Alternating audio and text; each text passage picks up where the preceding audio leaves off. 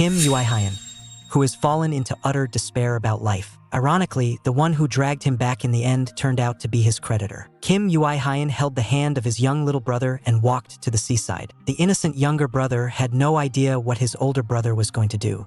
He only clung tightly to his brother's hand, refusing to let go. Hyeon lowered his head to look at his brother, feeling his heart being torn apart inch by inch. What about the child? If I'd known, I wouldn't have brought him out. But if I leave him in that home, he might be beaten, or he might go hungry. In that case, it'd be better to just end it now. So Ui-hyeon had no choice but to bring his brother along.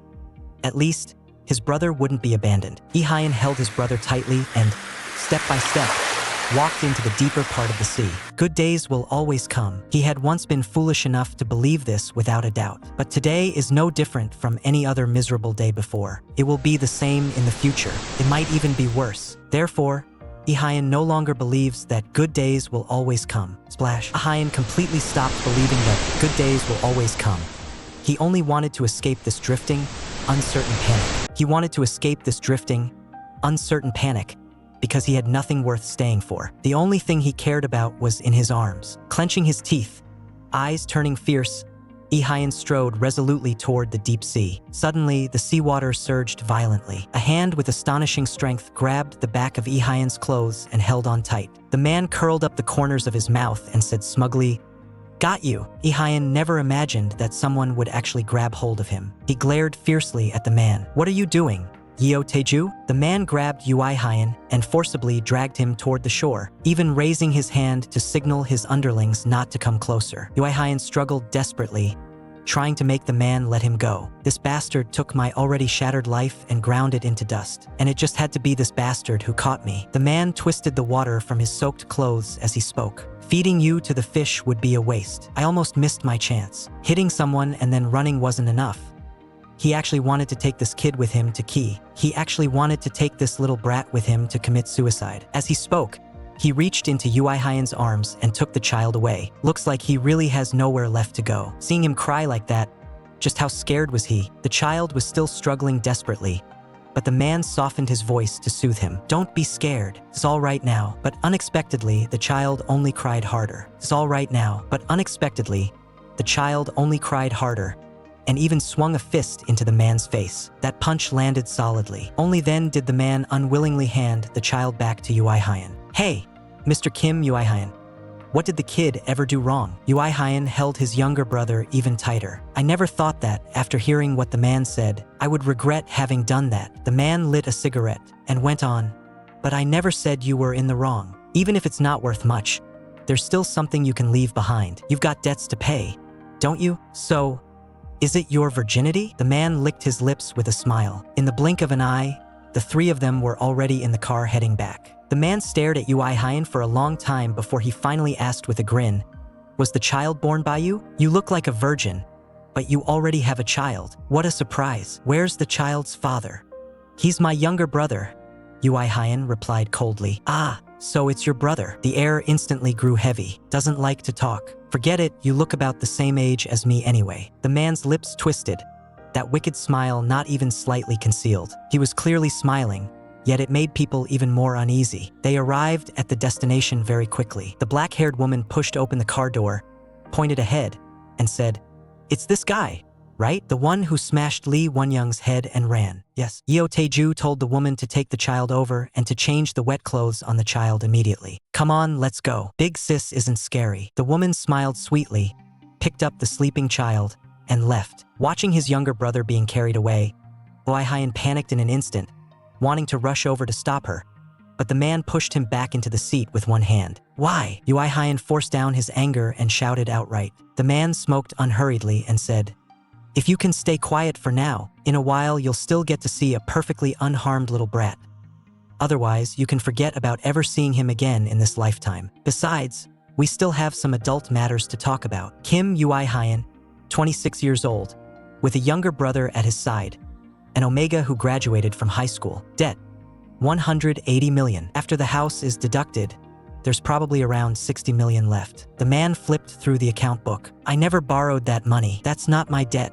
and I never acted as guarantor. Ui-hyeon argued desperately. No matter what you say, it's useless. Right now, this is your debt because your name is written as the guarantor. Otherwise, you can run, just like your dad. The man paused, then added, but I also know your situation is really unfair, so even if you use the house to pay off part of it first, for the remaining 60 million in principal, if you really feel you can't handle it, then pay it back in another way. The man handed the account book over. You've already thought it through, right? Jump into the sea with the kid. That approach is certainly extreme, but not completely incomprehensible. You've already weighed all the pros and cons. In short, as long as you count in the kid's share, the 60 million can be paid off easily. What do you mean by that? Ui-hyeon questioned in disbelief. The corner of the man's mouth twisted, his smile wicked.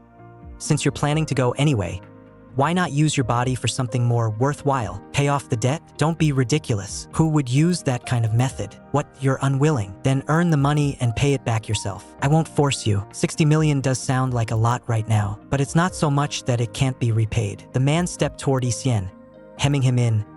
Why are you so afraid? You still want to just give up? I know you're really confused, so let's clear your thoughts first. Think about what you have now and what you lack. Let's start with what you lack.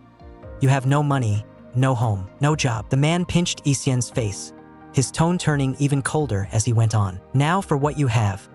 A body full of debt. You know what you should do, don't you? There's also a younger brother who will only drag you down, causing trouble and even beating people. Ui-hyeon clenched his teeth tightly. But all of this, he could still solve bit by bit. Let me see. The man spoke as he directly grabbed Ui-hyeon's arm. He slammed Ui-hyeon hard onto the table. Now, I'll solve one for you first. The man kept humiliating Ui-hyeon. No matter how Ui-hyeon struggled, he couldn't break free from that restraint. No matter how Ui-hyeon struggled, he couldn't break free from that restraint. Ui-hyeon felt a chill in his heart. If I had left that house earlier, if I hadn't brought the child out, would things be a little better? His life was like being smashed by one misfortune after another, never stopping. No one expected that Ui-hyeon, tormented to the limit, would actually faint on the spot. Ui-hyeon and his younger brother, separated for a long time, finally met again in the same place. Ui-hyeon gave a sudden shudder. Wake up! The man raised his hand and patted the unconscious Ui-hyeon. Startled, Ui-hyeon shuddered again and abruptly sat up. A sharp pain ran through his whole body, and everything that had just happened surged back in an instant. The man, however, looked completely unconcerned. What are you pretending for? You can faint from just this. As soon as he finished speaking, Ui-hyeon directly shot him a cold glare. Come with me. The man walked in front, and Ui-hyeon could only grit his teeth and follow. Where is this? Where is Kim Ui-hyeon? The man said blandly, walk quietly with me and I'll tell you. The two stopped in front of a room door. The man spoke. Here. I've taken care of the housing problem. With a creak, the man pushed the door open. Hyung.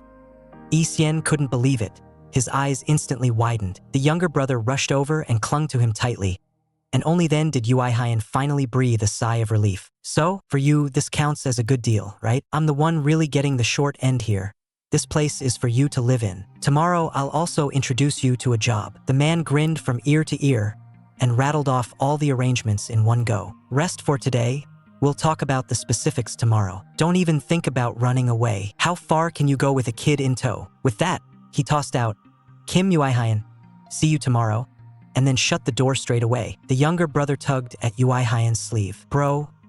Only then did Ui-hyeon snap back to himself. He patted his younger brother's head and, forcing down his panic, asked, are you okay? The boy shook his head. Did he touch you or hit you? Another shake of the head. All the younger brother could do was shake his head. The boy shook his head again. Just now, he hadn't understood why his big brother had suddenly gone quiet again. His soft call of big brother had startled Ui-hyeon into another shiver. From now on, are the two of us going to live here together? Huh? Oh, Ui-hyeon didn't know how to answer. It was only temporary after all. Anyway, I need a place to crash for a while. The younger brother's big eyes sparkled. Really? Just me and big brother? We're not going back to that house with dad in it anymore. Yeah, just the two of us. Hearing that, the younger brother's face instantly lit up, and even his voice turned bright. That's great. Looking at his little brother, already fast asleep, Ui-hyeon's heart only sank further.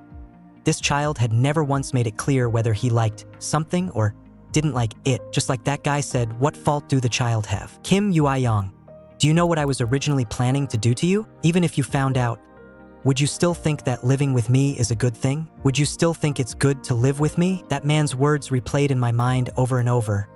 I really was too selfish. Hyeon rubbed his hair hard with a towel. Why did those words have to come to mind now of all times? What should I do next? What should I do next? Now that they all know they're Omegas, if they stay here, they might be taken to those places. Use this to pay off the debt first, watch the situation for a few days, then find a chance to run away. Hyeon gently patted his younger brother's head. Since Kim Ah-young so badly wants the two of us to live together, then we'll go somewhere they absolutely can't find us. It's fine even if I have to bow my head and beg. Fine even if we have to squeeze into a gaziwan. And then the two of us will quietly live our lives. Just the two of us. Just the two of us. My head hurts so much.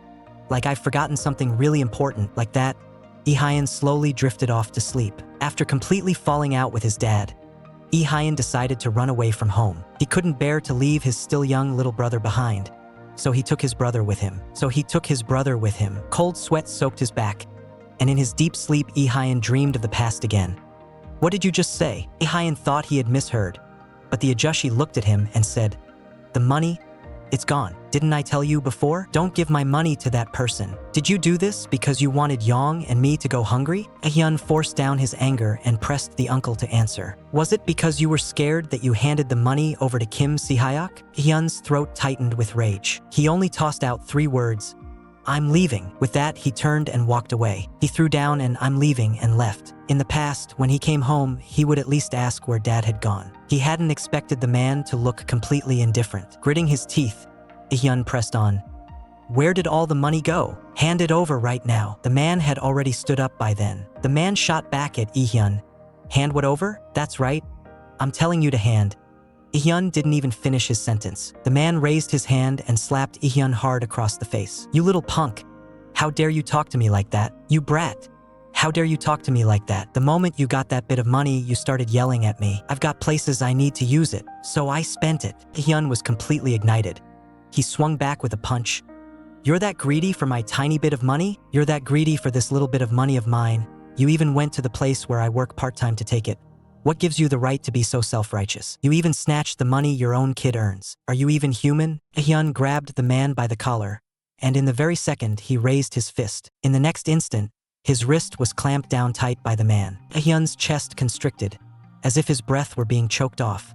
He was utterly speechless. The man finished his words with a cold laugh, and his next punch was even more vicious, slamming heavily into Ui-hyeon. After that, Ui-hyeon went back to his room to pack his things. His younger brother, sitting in the corner, asked softly, Bro, where are you going? The younger brother asked again. Ui-hyeon's face was covered in bruises, but he didn't say a single word. The younger brother calls out Hyung again. In the air, only that brief silence remains, yet those few seconds feel endlessly stretched. In the end, Ui-hyeon still turns around and leaves. As soon as the door closes, Ui-hyeon paces back and forth outside, walking for a long time. He cannot bear to leave his younger brother behind. After struggling with it, he still turns back and urges his brother to hurry up and get dressed. The younger brother is very obedient and immediately gets up to pack his things. The camera then cuts to Ui-hyeon's workplace. The shot cuts to Ui-hyeon's workplace. Ui-hyeon is still busy when he is summoned to the chief's office. On the way, a senior colleague lowers his voice to warn Ui-hyeon. Go to the examination institute and beg for a favor. Find a way to move in. You've been taking the kid around, sleeping in internet cafes and gym jilbangs. You really can't keep this up. You're Kim Si-hyuk's son, right? What do you want with me? Ui-hyeon shoots back, his tone hard and icy. The chief looks troubled. Kim Si-hyuk is missing, vanished without a trace. He owes us money. Ui-hyeon immediately denies it, saying he has nothing to do with that man. Ui-hyeon says he isn't a guarantor either, but the chief coldly throws out a line. Behind Ui-hyeon's back, Kim Si-hyuk has already put down his fingerprint, so no matter what you do, this money has to be recovered. The chief pats Ui-hyeon on the shoulder, then casually twists the knife. I heard you're an Omega. You're not top tier, but you're good enough. You'll be very popular. The chief keeps rambling on. Ui-hyeon's anger shoots straight to his throat. With a loud crack, he slams the chief's head hard against the nameplate on the desk. Again, with a loud smack, he slammed the chief's head into the flower pot beside them. At that moment, Ui-hyeon jolted awake from his dream. Cold sweat instantly drenched his back. Ui-hyeon buried his head between his knees, and only then did it hit him. I'd really hit someone. That person couldn't have died, right? There was so much blood back then. If he died, what would become of me? Thud, thud, thud. The sound of knocking suddenly rang out, and someone outside called the name, Kim Ui-hyeon. The man spoke with a smile. I came today to introduce you to a job. The man gave another cold laugh, as if mocking him. Ui-hyeon himself was a joke. He even asked if Ui-hyeon had been driving without a license this whole time. Then, grinning from ear to ear, steered the topic back to job arrangements. Ui-hyeon's heart jolted. They're giving me a place to live and even helping me find a job? So that means they want me to go over there and work. What should I do? First pretend to hesitate, stall for time, then look for a chance to escape. There are 3 kinds of work you can do in total: front desk, errands, and restaurant service. Hyeon was stunned. What? I can even choose? The salary from highest to lowest starts with front desk, errands, then restaurant service. The man went on to explain all the details with perfect clarity. The pay for running errands wasn't bad either. Do you have a driver's license? No, but I can drive. As soon as Ui-hyeon said this, the man burst out laughing without mercy. Ha ha ha. You really are a funny guy. You've been driving without a license this whole time? Well, in any case, no license means forget about doing errands. The last one is restaurant service. As he said this, the man's fingers cracked loudly in Ui-hyeon's grip. In the end, Ui-hyeon chose restaurant service, and the man kept explaining while repeatedly stressing the restaurant's rules. The most important one: absolutely no causing a disturbance. That place is a neutral zone. Once something happens, work must stop immediately and the place must be cleared. Otherwise, forget about doing any business for the entire day. Who do you think will take the loss? The key ND president, of course the kind president, and me, the business partner. While bragging about himself, the man also shifted the blame. And you, the main culprit. If we can't do business because of you, all the losses for that day will count as debt you owe. The man pointed at Ui-hyeon, his tone heavy. But the more Ui-hyeon listened, the more wrong it felt. Was that really a restaurant? The man said he had finished saying everything that needed to be said, then fixed his eyes on Ui-hyeon and asked, "Any other questions or anything you want to say?" Ui-hyeon suddenly thought of the station chief he had injured. He zoned out for too long. The man's face darkened, and with a sudden "hey," he startled Ui-hyeon so much that he jerked. "How is that person?" The man froze for half a beat before reacting. "Ah, Lee Won-young. Yeah. He's in the hospital. They'll only know the specifics after the treatment is over. For now, you just focus on earning more money." Only then did Ui-hyeon breathe a sigh of relief. Thankfully, nothing serious happened. But the hospital bill or compensation would probably still end up on him. You definitely won't escape the hospital bill or compensation. The house was supposed to collect rent. But yesterday, I also took something from you. Let's call it even. From now on, you just behave yourself and save money to pay off your debts. After hearing this, Ui-hyeon had nothing left in his head but a huge question mark. He already got the goods? The man narrowed his eyes, making no effort to hide his smugness, raised his hand and pointed at Ui-hyeon. "Rice." After speaking, he patted Ui-hyeon again, his tone instead sounding like concern. "Is your body okay? Ah, what a pity. If I hadn't been so busy yesterday, I wouldn't have pushed you so hard." The man wore a look of intoxicated satisfaction, but Ui-hyeon simply treated him like air. "What about Kim Si-hyuk? As long as I catch that guy, I won't have to pay his debt for him, right? Look for him, of course I have to look for him. But the point is, just from looking at that guy, he doesn't seem like someone who would acknowledge his debt, so I have a hunch. In the end, it'll still be you who has to pay." The man, looking so serious it didn't seem like a joke, said, "But don't be afraid. There's still a house listed in the collateral. It's about to go up for auction. The more it sells for, the less debt you'll have." Ui-hyeon pushed back unwillingly. "If we find that guy, can't we just do what you said yesterday and break his legs?" We actually don't do that kind of thing." "What?" Only then did Ui-hyeon realize he'd been played. With a calculating smile hanging on his face, the man spoke slowly to Ui-hyeon. "All that was just to scare you.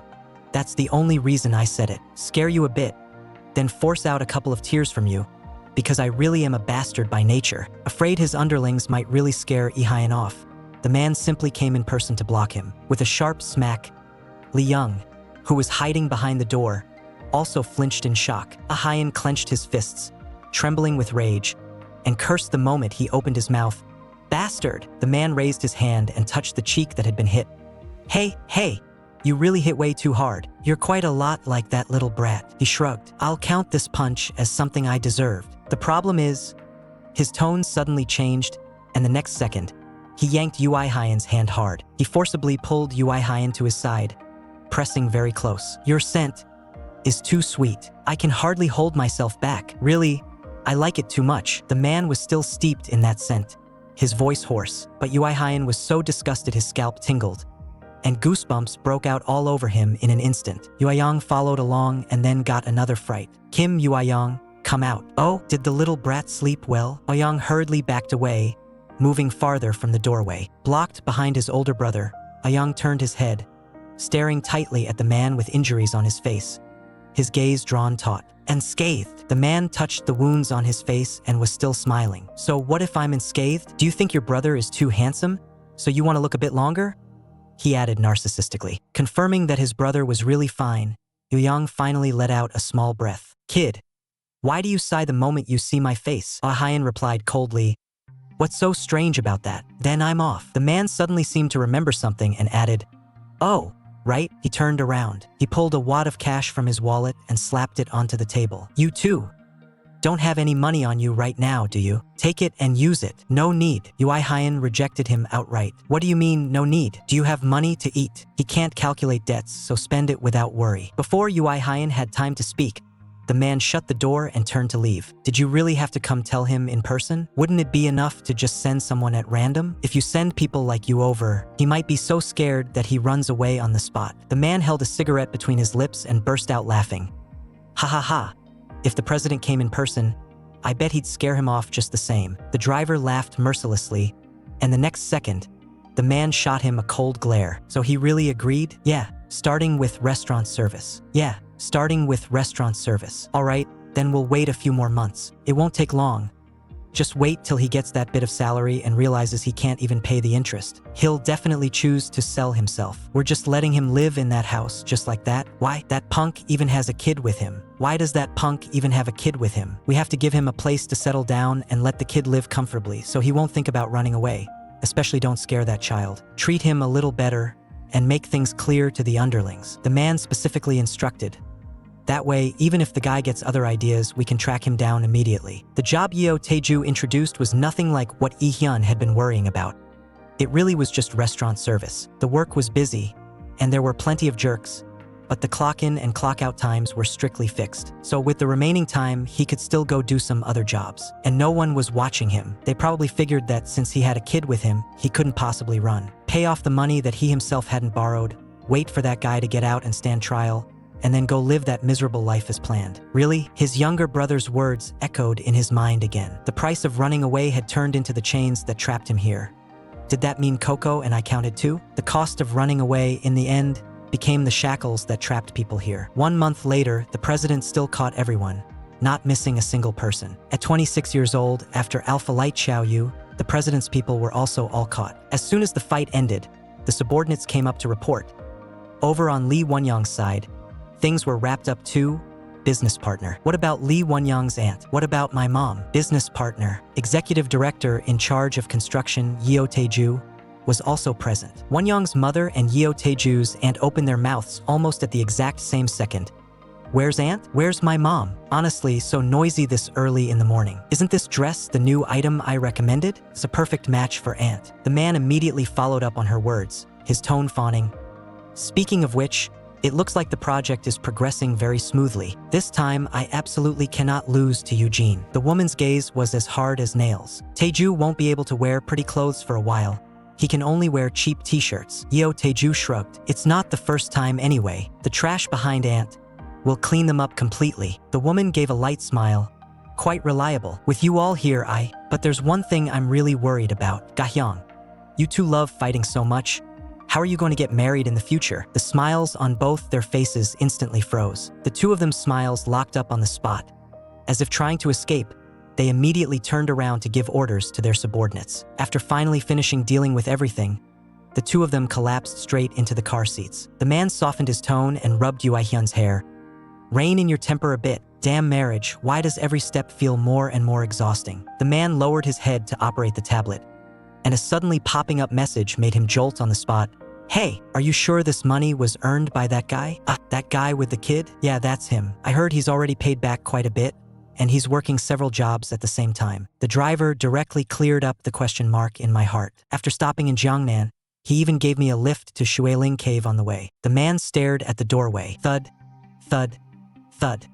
Who is it? A round of knocking on the door made Yu-young jump in fright. Right after that came a rapid series of clicks, and Yu-young instantly got goosebumps. Who else could it be? Of course, it's the handsome guy. Besides you two brothers and me, who else could come in and out of this place? What's going on? Where's your brother? As soon as the words left her mouth, Ui-hyeon came back. What's wrong? How are you here? The man simply flopped down on the sofa. I'm back. What else would it be for? If I'm back, what else would it be for?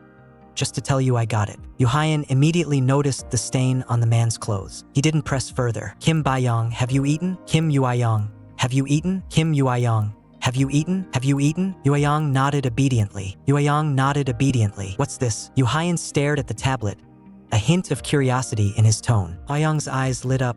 This is a shark. Hey, no matter how broke you are, you can't just leave the kid home alone. Ui-hyeon fell silent for a moment. I can take care of myself just fine. He raised his voice and said to the man, You don't need to do this. No, I can handle it myself. I can handle it myself. Young immediately retorted, Anyway, you're amazing. At this rate, you should be able to pay it off in 3 years. Angry? If the kid stays fine all the way until then.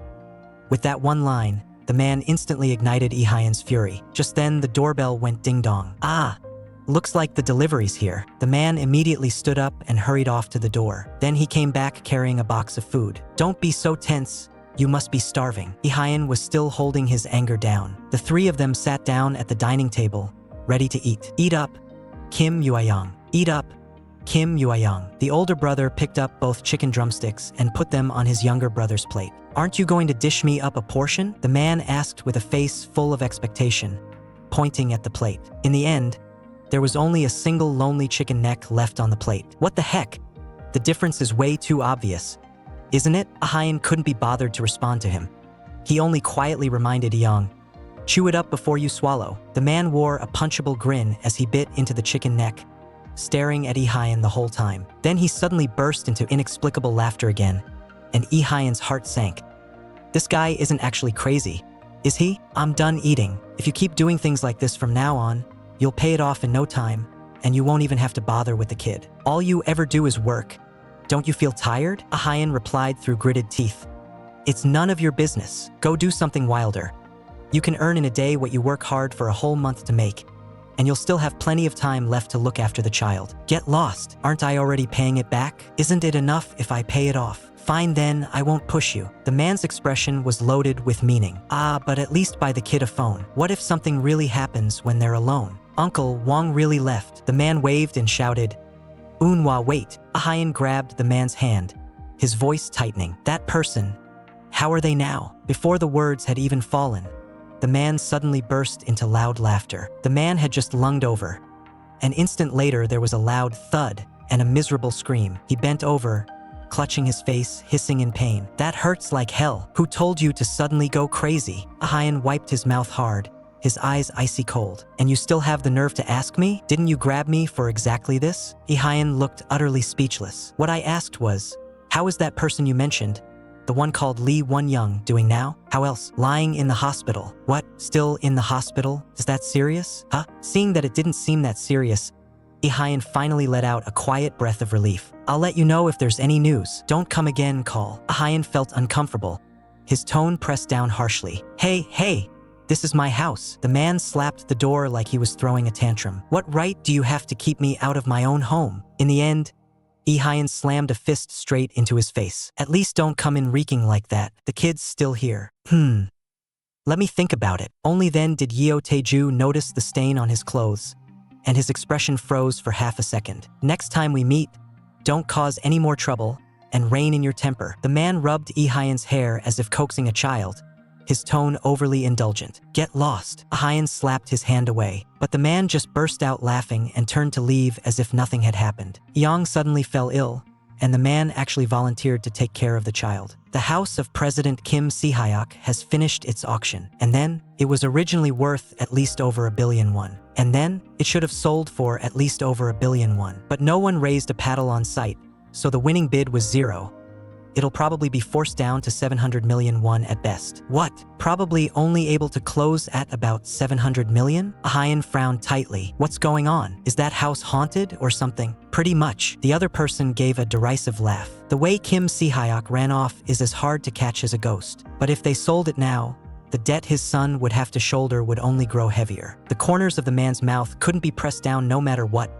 This piece of bad news was something he had to deliver personally, right into that man's ear. Ha ha ha, you're going in person? His subordinate laughed so hard he couldn't straighten his back. Ha ha ha. The man only replied, yeah, I'll go. Big brother will be back soon. Stay home and take good care of yourself. Ui-hyeon hurriedly packed up to go to work, and just before heading out the door, he still hadn't heard a response. His heart sank, and he turned back to call out once more. Kim Ui-hyeon. Ui-hyeon walked back to the bed and rubbed his younger brother's hair. Kid, time to get up. The next second, Ui-hyeon's expression changed drastically. His hand had touched his little brother's forehead, which was burning hot. Why do you have a fever? He immediately picked his brother up. When did it start? Yang started sobbing, only able to cry that he was cold. But at this hour, he was about to be late for work. Gritting his teeth, Ui-hyeon thought of giving him medicine first. Should he just take him straight to the hospital? But he couldn't be late again. The more he thought about it, the more flustered he became, until even his hands began to tremble. Kim Ui-hyeon. A man pushed the door open and came in, his tone edged with thorns. You're finally home. Hey, it's way too hard just to see you once. So from now on, if I want to see you, I have to work around your schedule? He stared at Ui-hyeon. What's wrong? Did something happen? Ui-hyeon was still rummaging through the medicine box. The man lowered his head, and only then did he realize something was wrong with Young. What's up with the little guy? I don't know. I just got back myself. There's not even any medicine. Holding his burning hot little brother, Ui-hyeon was so anxious he swore under his breath. The man fell silent for a few seconds. He reached out and took Young into his arms. Let me see. Why is he so hot? He sucked in a breath. Give the kid to me. Give me the kid. We need to go to the hospital. His words came quickly. If you're late again, you'll definitely get fired. Ui-hyeon froze on the spot, torn between both sides, and finally bit out, I'll go to work? What? The man stared at him. Yeah, you go to work. I'll take care of the kid. Ui-hyeon frowned, his eyes full of wariness. Who asked you to take care of him? Ui-hyeon reached out to snatch him back. Hurry up and give me the child. I'm going to be late anyway. If you're late one more time, the man lowered his voice.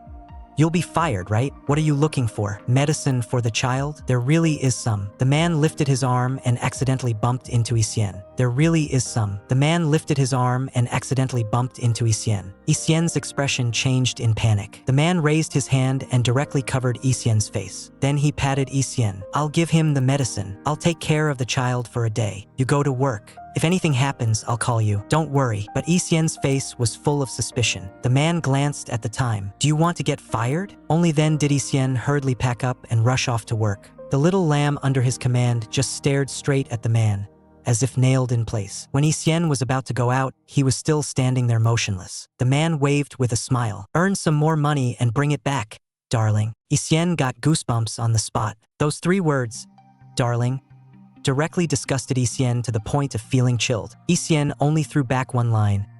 Remember to call me. Then he turned and went out. Ui-hyeon whimpered in discomfort. Ow! The man immediately softened his voice to coax him. It's okay. Take your medicine. Come on. Take your medicine, come on. The man took the opportunity to give an order to his subordinate again. Pour a glass of water and bring it here. He stared at Ui-hyeon for a long time, not saying anything. He pressed down his voice and muttered to himself, I came here.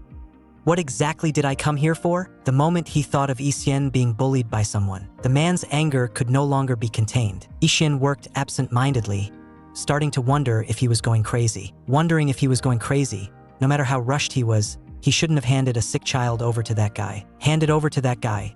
Just imagining a man taking care of a child made Ui-hyeon's scalp tingle, let alone actually looking after one. Just imagine, would he straight up take the child away? Should I go back and check? Ui-hyeon zoned out for a second, and the dishes crashed to the floor, earning him such a scolding from the boss that he couldn't lift his head. The boss hurried him again to take the alcohol over to the guest's table. Ui-hyeon set the drinks down on the table with a sharp smack, but a guest suddenly grabbed his hand. The man even deliberately told him to be gentle, rubbing and kneading his fingers as if taking advantage of him. The other guests, led by the bald man, got filthier and filthier with their words, treating Ui-hyeon like a toy to tease. Ui-hyeon kept reminding himself over and over in his heart, "Don't cause trouble." But his hand seemed to lose control, and he brought the tray crashing down hard on the bald man's head. Once, and again, as if he just couldn't stop.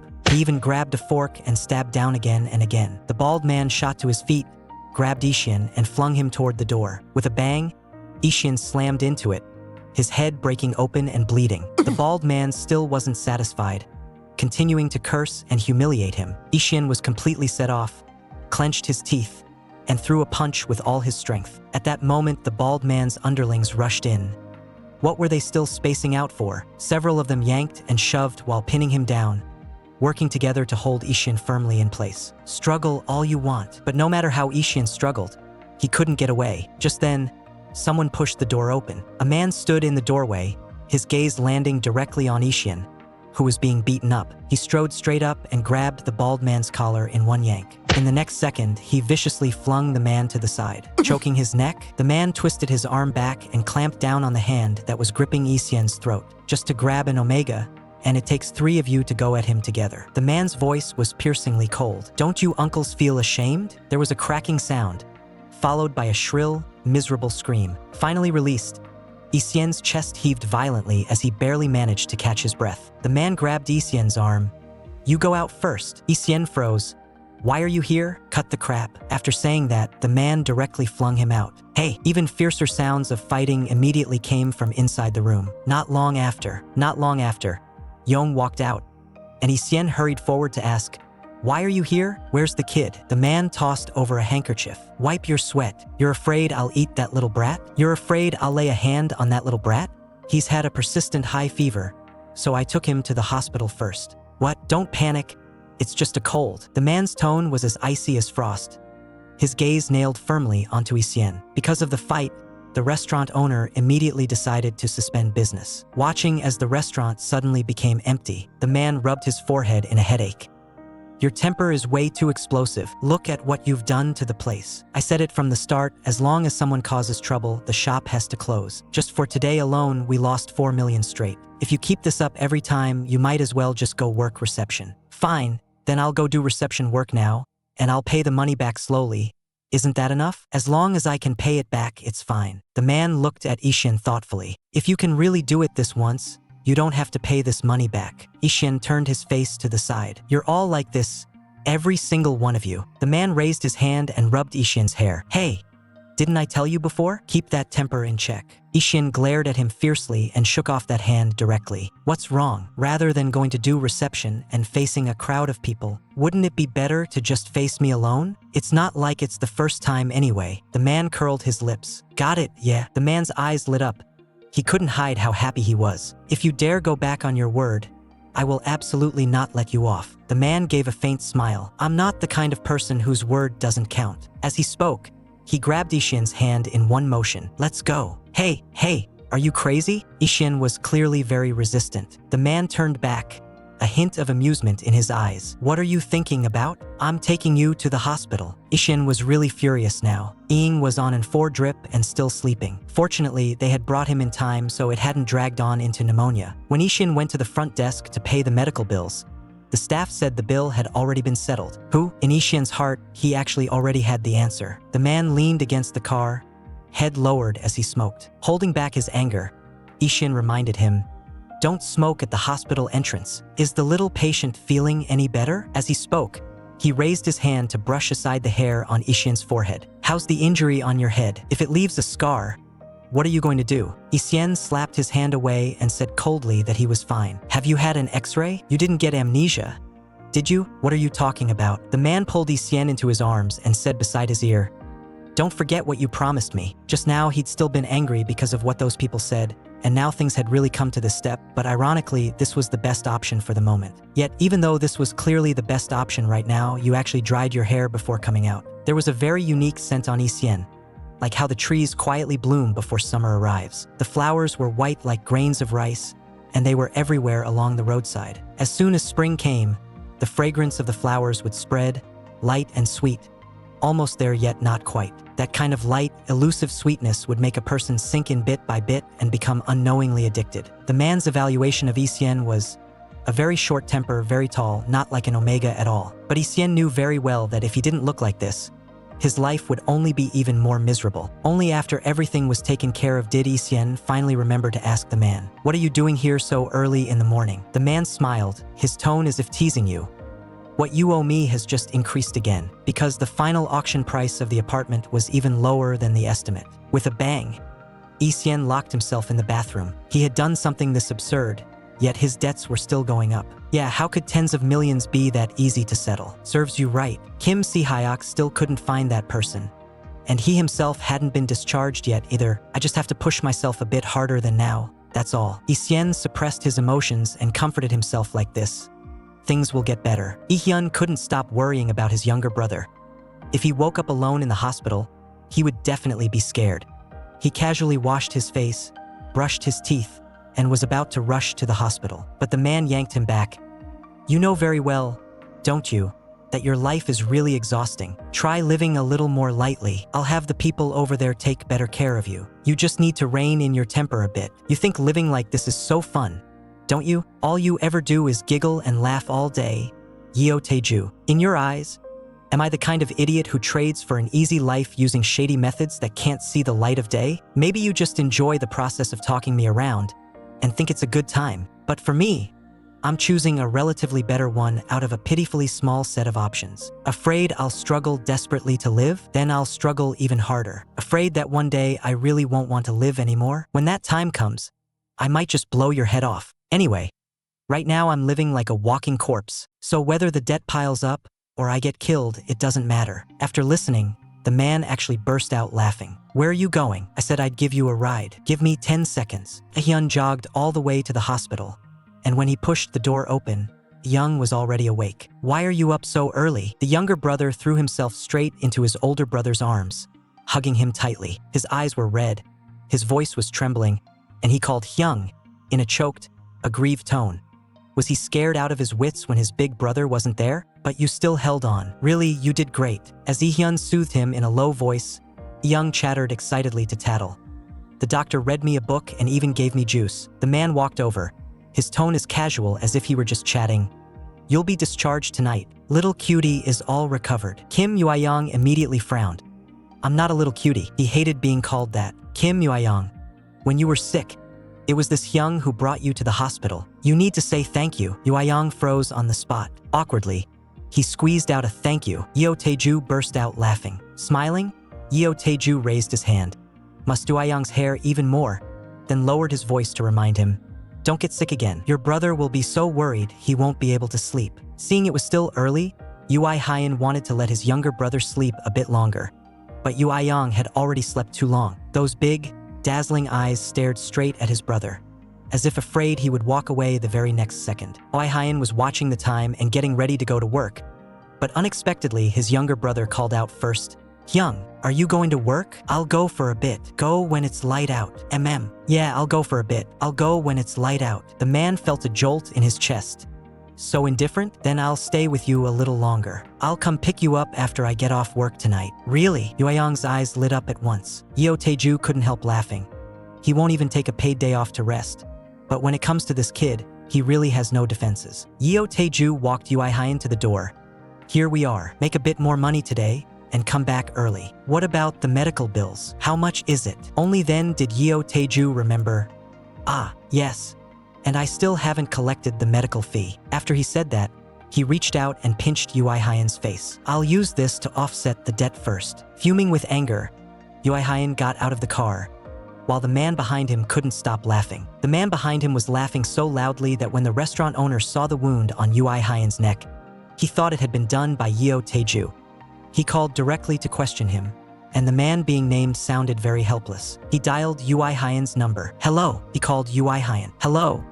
Didn't I tell you not to say anything?" With an innocent look, Ui-hyeon said, "I really didn't say anything." The man wanted to keep explaining. But the call was cut off just like that. His nerve was outrageous. Ui-hyeon even deliberately made a face at the phone. Ui-hyeon was home alone, obediently finishing his meal. Then he stared blankly at the rain outside the window and went back to reading and writing. Writing. Ui-hyeon felt more and more stifled as he sat there and simply decided to go out for a walk. He hadn't expected that as soon as he stepped out the door, he would bump into his brother coming home from work. Kim Ui-hyeon, what are you doing out here? Didn't I tell you not to come out at night? It's dangerous outside. Feeling unhappy, Ui-hyeon pressed his lips together and didn't answer. With one glance, Ui-hyeon could see his younger brother was in a mood. So Ui-hyeon asked him, "What did you do today?" In a muffled voice, Ui-hyeon said, "Just stayed at home, ate, and read. That's it? You stayed cooped up at home all day. There wasn't much fun around here anyway. Before, you would at least go out for a walk, mainly to avoid Kim Si-hyuk." Lee-hyeon felt even more guilty. Really? Lee-hyeon immediately raised his head, his eyes full of expectation, staring straight at his older brother. Not wanting to leave his younger brother sitting alone in the cold and quiet, Lee-hyeon simply called Uncle first to ask clearly about the situation. "Can I bring the child to the restaurant?" Uncle was clearly stunned for a moment, but still nodded and agreed. So cute. There was still a hint of surprise in Uncle's tone, but he agreed all the same. As soon as Lee-hyeon arrived at the restaurant, everyone immediately gathered around him warmly to say hello. Lee-hyeon was so shy he could hardly bear it, yet his fingers tightened their grip on his brother's hand, as if he were afraid that letting go would mean being abandoned. Everyone at the shop really liked Lee-hyeon. Uncle in particular carried him around wherever he went. When customers asked, he would say this was his nephew. When the customers asked again, he simply said, "He's my nephew." Lee-hyeon was so adorable that the customers couldn't help stuffing pocket money into his hands. "Go buy yourself something tasty." Lee-hyeon stared at the thick wad of money in his brother's hand, completely stunned. It was actually more than he made in a day. Even the undershirt got splattered. It was truly disgusting. The man frowned and lifted his hand to wipe away the blood seeping from the wound. "Aha, you want to hand out flyers? Then go ahead. I heard you've been having a great time with Omegas lately. Haven't you run into anyone you know? You've always had quite a lot of friends. That person we saw in the exhibition hall last time was actually pretty cute." The black-haired woman looked at Yeo Tae-ju, then slowly added another line. "It's a pity that person is already engaged. What about that guy with the child?" The man's expression instantly darkened. "You never used to get involved with people in debt, never touched that kind of debt-ridden trash. But you just had to lay a hand on that guy. You just had to lay a hand on that guy." The man turned his head to the side, and the woman still didn't believe him. The man turned his head to the side. The woman still didn't believe him. Is he really that charming? Then I'll give it a try too. The man took a deep drag on his cigarette and slanted a glance at the black-haired woman. "Do as you like." Seeing that indescribable expression on the man's face, the black-haired woman tactfully said, "Forget it. Let's just go eat." They hadn't been to that restaurant for a long time. Wait, the man saw the group of guys who had bullied Lee-hyeon last time, as if they were plotting something. A few bastards huddled together, discussing how to get back at Lee-hyeon, each of them wearing a sinister smile. The man took a fierce drag on his cigarette, and his face instantly darkened to the bottom. The two of them went into the restaurant to eat, and somehow they brought up the matter of Lee-hyeon's neck injury from last time again. "It wasn't me. That neck injury Lee-hyeon got last time. It really wasn't me." Yeo Tae-ju looked even more unlikable. "Huh? How is little Sitsi here?" Speaking of children, the man got another harsh beating from the older uncle. "That guy has a kid.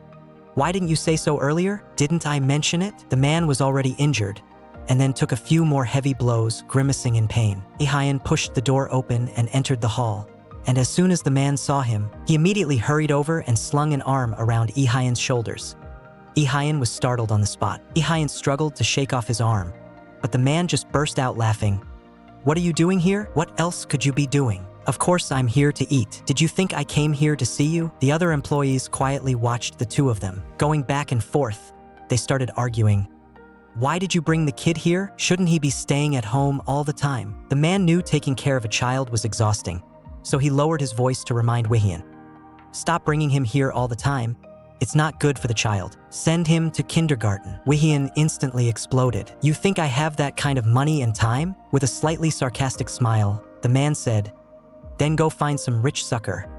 Wouldn't your life turn around? I'll handle my own business.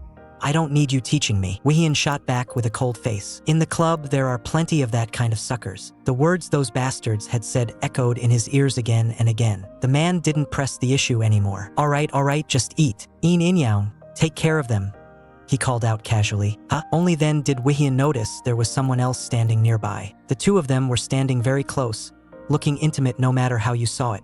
Only when the man sensed the gaze did he slowly turn his head. His expression was unreadable, and he just tossed out one line, "Go to work." The man gave Ui-hyeon a heavy slap on the shoulder, and Ui-hyeon could only grit his teeth, staring fixedly at the man's back. Ui-hyeon could only grit his teeth, staring fixedly at the man's back. A coworker, seeing that the two seemed very familiar, immediately came over to ask, "What's your relationship?" The coworker came over again, pressing to know what their relationship was, and offhandedly praised the man, saying he was generous, always giving tips and snacks. Uncle Xiangto-tion not only gave tips and snacks, but was also kind and well-mannered.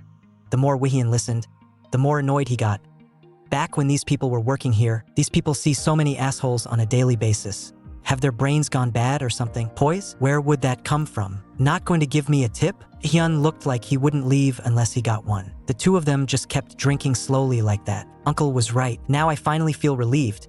But when things really started to get violent just now, I was so stifled I could barely breathe. If we don't find some way to ease things up and just keep toughing it out like this, that person is bound to end up getting crippled sooner or later, right? Yeo Tae-ju suddenly remembered what his father had said. Don't vent your anger like this. Yeo Tae-ju recalled his father's words. If all you do is fight to blow off steam, you're no different from a beast. It'll mess up your marriage prospects too. The man frowned and forcibly pushed those images out of his mind. If you want to last long in this line of work, you have to be more careful. That's right, the two of them had more or less settled it with those words. Just then, the waiter brought over the first dish. It's been really cold lately, so take a cab on your way home. Thanks. The woman smiled with an easy air. The man was speechless, staring straight at her. After leaving that place, how do I keep running into so many adorable people? Didn't you say you weren't interested in getting married? Then just be with her. Hey, marriage is a different matter. You only got married because you caused trouble and got forced into it. And aren't you also all tangled up with a woman who already has a kid? You even went after her on your own and insisted on being her husband. The two of them fired back line after line,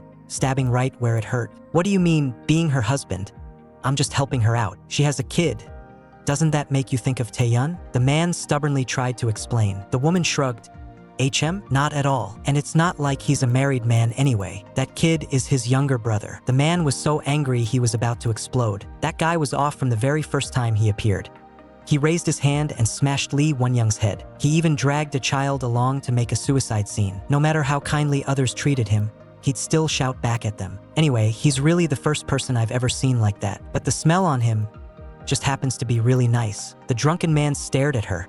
Just because of that? That's why you find him so attractive? Won-young called him a pervert and told him to shut up. With just a few words, she forcibly described a suspicious, hard-to-handle man as a meek little sheep. The man only found it more interesting. The corner of his mouth curled. Only after he's been tamed do you get your turn to eat. At that moment, Ui-hyeon walked in carrying food. He first gave the man a cold once-over, then turned around and began setting out the dishes. Ui-hyeon stood his ground, his expression saying, "If you don't give it to me, I'm not leaving." "Ah, here you go." Ui-hyeon simply reached out and snatched the offered tip in one grab. Before the two of them could react, with a smack, Ui-hyeon vanished from the private room. That little episode just now left the two of them silent for a few seconds. The next second, the man suddenly burst out laughing so hard his shoulders shook. Won-young said that this was also her first time seeing someone like that. Won-young lowered her voice. "You don't think he heard what we just said, do you?" The man was still laughing and only replied, "So what if he did? So what if he did?" The man sounded even more casual, like he really didn't care at all. Won-young could only say, "Then forget it." After work, Ui-hyeon took his younger brother and got ready to go home. Those middle-aged men all looked so reluctant to let him go. It was almost pitiful to see. The men still refused to let him leave, and repeatedly told Ui-hyeon to come again next time. Ui-hyeon thanked them very earnestly. One of the men was especially fond of Ui-hyeon and even said, "If there's ever no one to look after him, just bring him over anytime." Ui-hyeon wasn't surprised at all. This is exactly the kind of thing that kind of man would say. But all he could do was curse that man to pieces in his heart. As soon as school was mentioned, Ui-hyeon's whole face lit up, his eyes full of anticipation. The two of them were drinking at a leisurely pace when a subordinate suddenly rushed in, saying that Lee Won-young had woken up. "How was today? Did you have fun? Not tired. Not tired. With you there and Grandpa is really fun, and the food was still hot and really tasty." Hearing his brother say that, Ui-hyeon's heart tightened. Should I buy a microwave? All of a sudden, Ui-hyeon rummaged through his clothes pocket and took out the pocket money he'd received today. Then he handed the money to his brother. "Forget it, you keep it for now. Later, when there's something you want to do or something you want to buy, then use it." "Something I want to do, right? Something you want to do?" or something you want to buy. As soon as he heard something you want to do, the younger brother snuck a glance at his older brother. Ui-hyeon immediately caught that little hint. He shook his head at once. You can't go to my workplace tomorrow. He paused, then added, but once in a while is okay. He looked up. What if I give you this? The younger brother handed the money over. Ui-hyeon still refused. Even if you pay, it won't work. The younger brother pressed on. Then when can I go? Ui-hyeon lowered his voice. Well, when you go to school in the future. Well, when you go to school in the future. Ui-hyeon softened his tone. By then you can even go buy treats with your friends. The younger brother was stunned. Go to school? Then when can I go to school? You're 6 now, no, almost 7. Ui-hyeon counted the days. It'll be about 400 more days. 400. The younger brother obediently stretched out his fingers and started counting them one by one, very seriously. The more he counted, the more confused he got. The older brother watched and broke out in a cold sweat. 400 days. How long are you going to keep counting on your fingers? You thought it was over just like that? When the man saw that Lee Won-young was still alive, he clearly froze for a moment. Won-young lowered his voice. Things have gotten more complicated. You've lost a lot of weight. The man looked him up and down. Are you in good health? His tone sounded like he was concerned about a subordinate, which only made it more unsettling. Lee Won-young, the medical expenses must have cost quite a bit, right? And no, this was an accident on the job. The man said flatly, we'll cover the medical expenses. We'll make that guy who hit you pay back every last cent. The man narrowed his eyes. Where is he? Lee Won-young's body stiffened. That guy. Where is he? A blaze flared up in his heart. Why does he insist on knowing where that person is? Lee Won-young's temper flared up at once. What does he want to do? Find him and beat him up again? Or just kill him outright? But the man's tone grew even colder. Of course it's an eye for an eye, that brat. Hey! The man let out a derisive laugh. Don't you think it's embarrassing? That sentence nailed Lee Won-young to the spot. You couldn't even beat an Omega. The man lowered his voice. You lay unconscious in the hospital for 2 months. Pretty proud of yourself. Huh? Want to put that in your self-introduction? Lee Won-young, he's mine now. Lee Won-young, he's mine now. My merchandise. The man spoke slowly, his tone cold and hard, leaving no room for argument. If he gets hurt or dies, who's going to compensate me for my loss? I know you're not going to pretend you didn't hear me, but if you go beat him up, or bring the police down on us, even if all of them put together, they couldn't pay it back. You know this period is critical. You also know this period is critical. Face looking that ugly. Are you really that desperate to get revenge right away? So petty. The man said with a smile, his tone as if he were discussing something that had nothing to do with him. Even if you don't do anything, his life is already in such chaos that he can't pull it back together himself. Grew up with Won-young like real siblings. Satisfied now? Still using that condescending, did you understand? Tone from on high. Skill drawing. After buying the microwave, Ui-hyeon put the fried rice inside, then helped his younger brother put on his gloves. The younger brother looked full of anticipation, staring at the piping hot fried rice in his hands. Is it hot now?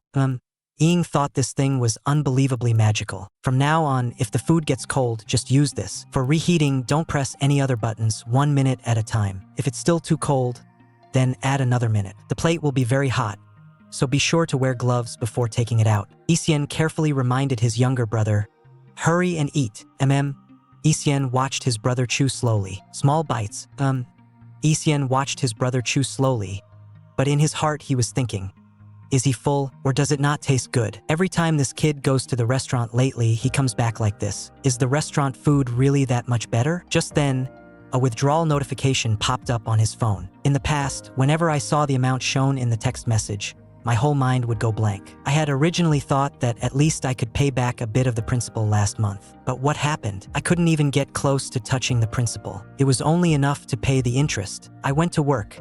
Before leaving, I locked the door from the outside. Don't forget to eat dinner. Before heading out, Ui-hyeon still turned back to remind his younger brother. As soon as his brother left, Ying immediately rushed into the bathroom in a panic. He wasn't tall enough, so he had to drag over a stool to stand on, forcing himself up. But he still couldn't stand steady. Ying opened his mouth wide and reached out to touch that tooth. The next second, that tooth actually wobbled, and his tiny heart was instantly pierced through. He was only 6 years old and had no idea that teeth can get loose. Frightened into a daze, Ying could only stay home by himself and secretly cry. Hey, aren't you being a bit overprotective? Protecting who? That person with the child. We really should cover Lee Won-young's medical expenses. Also, we should try our best not to let them run into each other. No, what you're doing actually makes sense too. Listening to this whole line of reasoning from Won-young, the man grew more and more confused. What on earth has she been plotting since last time? Hey, this lawyer sure can think on her feet. The man patted that blonde-haired face. Instead of looking into the job, she went digging into someone else's private life first. You think you're a detective or something? Don't tell me you're one of Eugene's people. No, Eugene? Dad? How come you're here? I saw you were shorthanded, so I brought a few people over. Hug. So you brought a few people over. As soon as Uncle finished speaking, Won-young rushed over and threw her arms around him. Hey, that's my dad, the man said, his tone turning sour. The man felt even more sour. Won-young was still hugging Uncle and casually wiped her hands on his clothes. Uncle just smiled without a word and raised his hand to lightly thump her a few times. The newcomer walked up to the blonde-haired one, his gaze bearing down. You're in Hwa, right? And Hwa Construction. Yeo Tae-ju fell silent for 2 seconds, suppressing his emotions. Let's deal with this matter first, son. Let's deal with this matter first, son. Where is that lawyer's office? Men, put on your gloves. Get ready to move. Get ready to move. The disks and all the data online, clean every last bit of it up.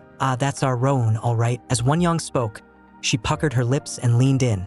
But the next second, someone pressed her down in one swift motion. So tired. After everything was taken care of, a few of them got ready to go home. I walked together with Won-young. What about you, Tae-ju? I'm going back to my place. Do you have someone you're dating now? Why do you never come back to Dad's place? No, I'm just tired. If you do, bring them home and let me have a look. I don't. You should start thinking about getting married now. I told you I don't. Want me to introduce someone to you? No, I'm busy to death as it is. No, I'm busy to death as it is. Grandson, I went through so much pain giving birth to you, so you've got to give me a grandson in return. The father grabbed Tae-ju and shook him hard. The man hugged his father tightly. You're a really naggy old man, but I still love you.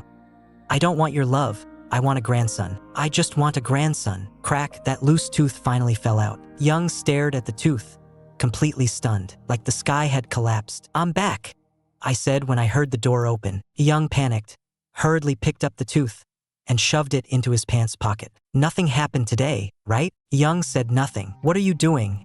Just standing there like an idiot. I bought taiyaki. I'm going to take a shower. You start eating first. Young took the food, still without saying a single word. Young took the food, yet remained silent. The more Ui-hyeon thought about it, the stranger it seemed.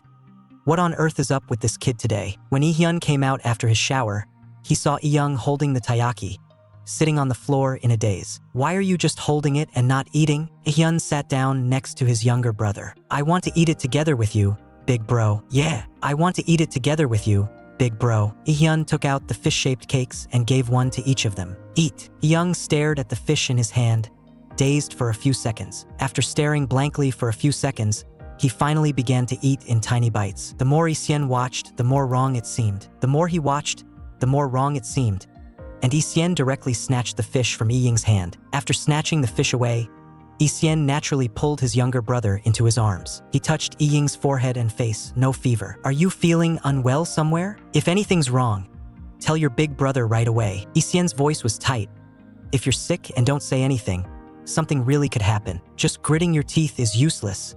Spit it out. At this moment, Iying was clenching his teeth hard. Iying clenched his teeth hard. But in the end, he still couldn't hold on and suddenly burst into loud sobs. The moment he started crying, it was like a thunderbolt struck Ui-hyeon's mind. What's wrong? Where does it hurt?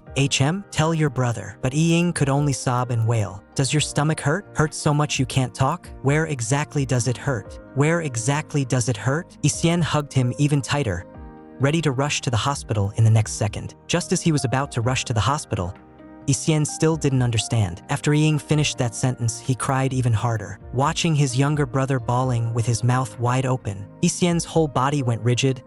Am I going to die? Woo woo woo. Then what am I supposed to do? Big brother. Iying clutched his brother's clothes in a death grip. At that, Ui-hyeon finally reacted. He tried desperately not to laugh out loud, but still broke character. Haha. Bro, ha ha ha ha. Ha ha. Ha ha ha ha. Ui-hyeon finally couldn't hold it in and burst out laughing. His still trembling younger brother watched his big brother laughing like that, and little by little forced his own tears back. The younger brother stared at his brother's smiling face. His tears stopped, and he started giggling along with him. Iying was drawn into laughing out loud as well. Ah ha ha ha. What are you laughing at, bro? What on earth are you laughing at? Ui-hyeon lowered his head and asked the little brother in his arms. Is it because your big brother is smiling that you're smiling too? Just now, Ui-hyeon's smile had been very obvious, but when he heard his younger brother say that, the expression on his face instantly faded. Other people's houses, other people's money. Only your love, in this world where everything belongs to someone else, is the one thing I can actually hold on to. So it turns out what I truly own is only your love. I had always habitually assumed that without you, I would still live very well, so that's why I regretted it. But is that really true? Would I really live better without you? Ui-hyeon held his little brother even tighter. No, it's not like that. Haha. Teeth are supposed to fall out anyway. Really? Ing was still a little uneasy. Then will the teeth grow back? They'll grow back. They'll grow back. They'll grow as big brother's teeth, wah. Ui-hyeon bared his teeth for his brother to see. Wah-ah-ah.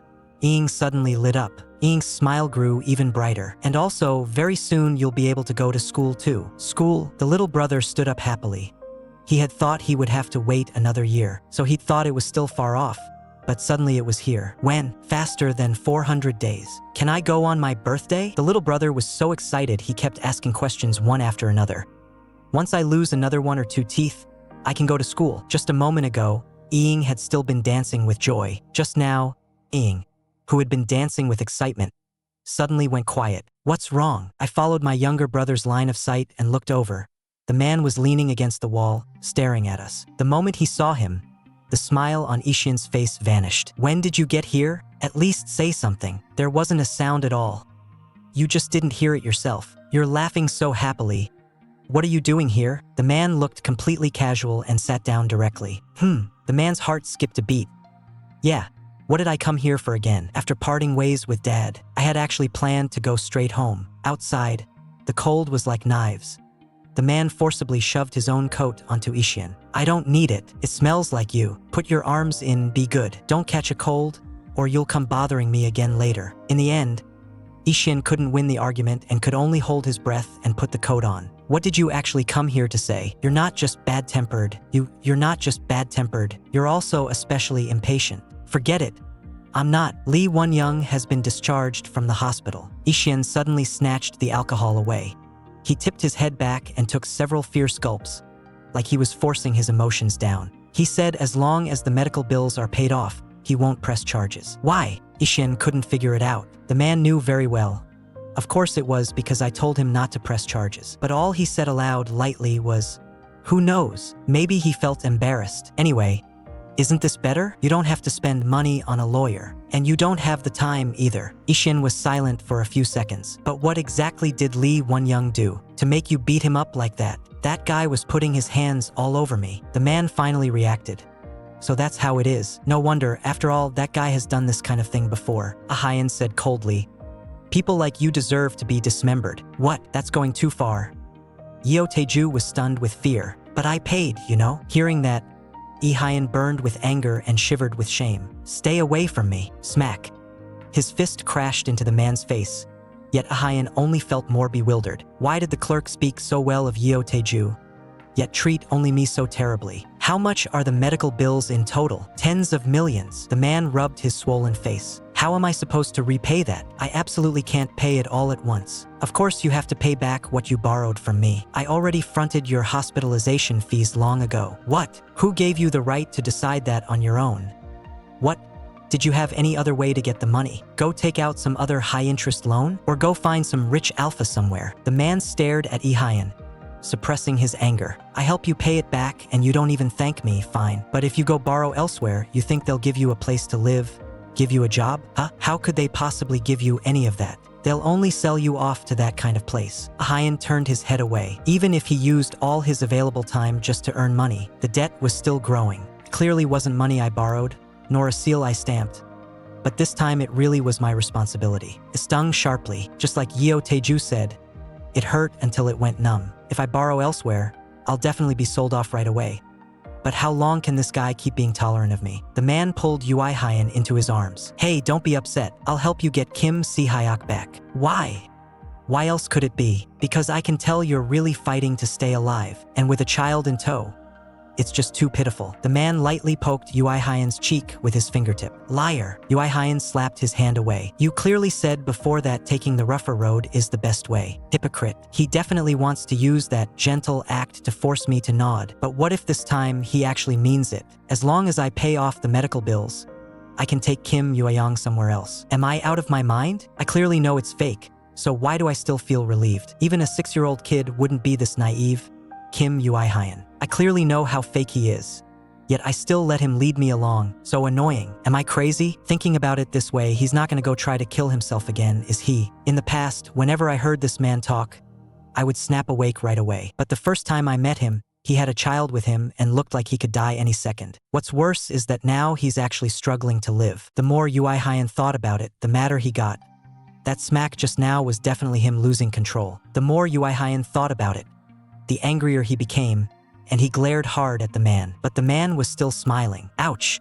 That look is way too fierce. Ui-hyeon started worrying about his younger brother again.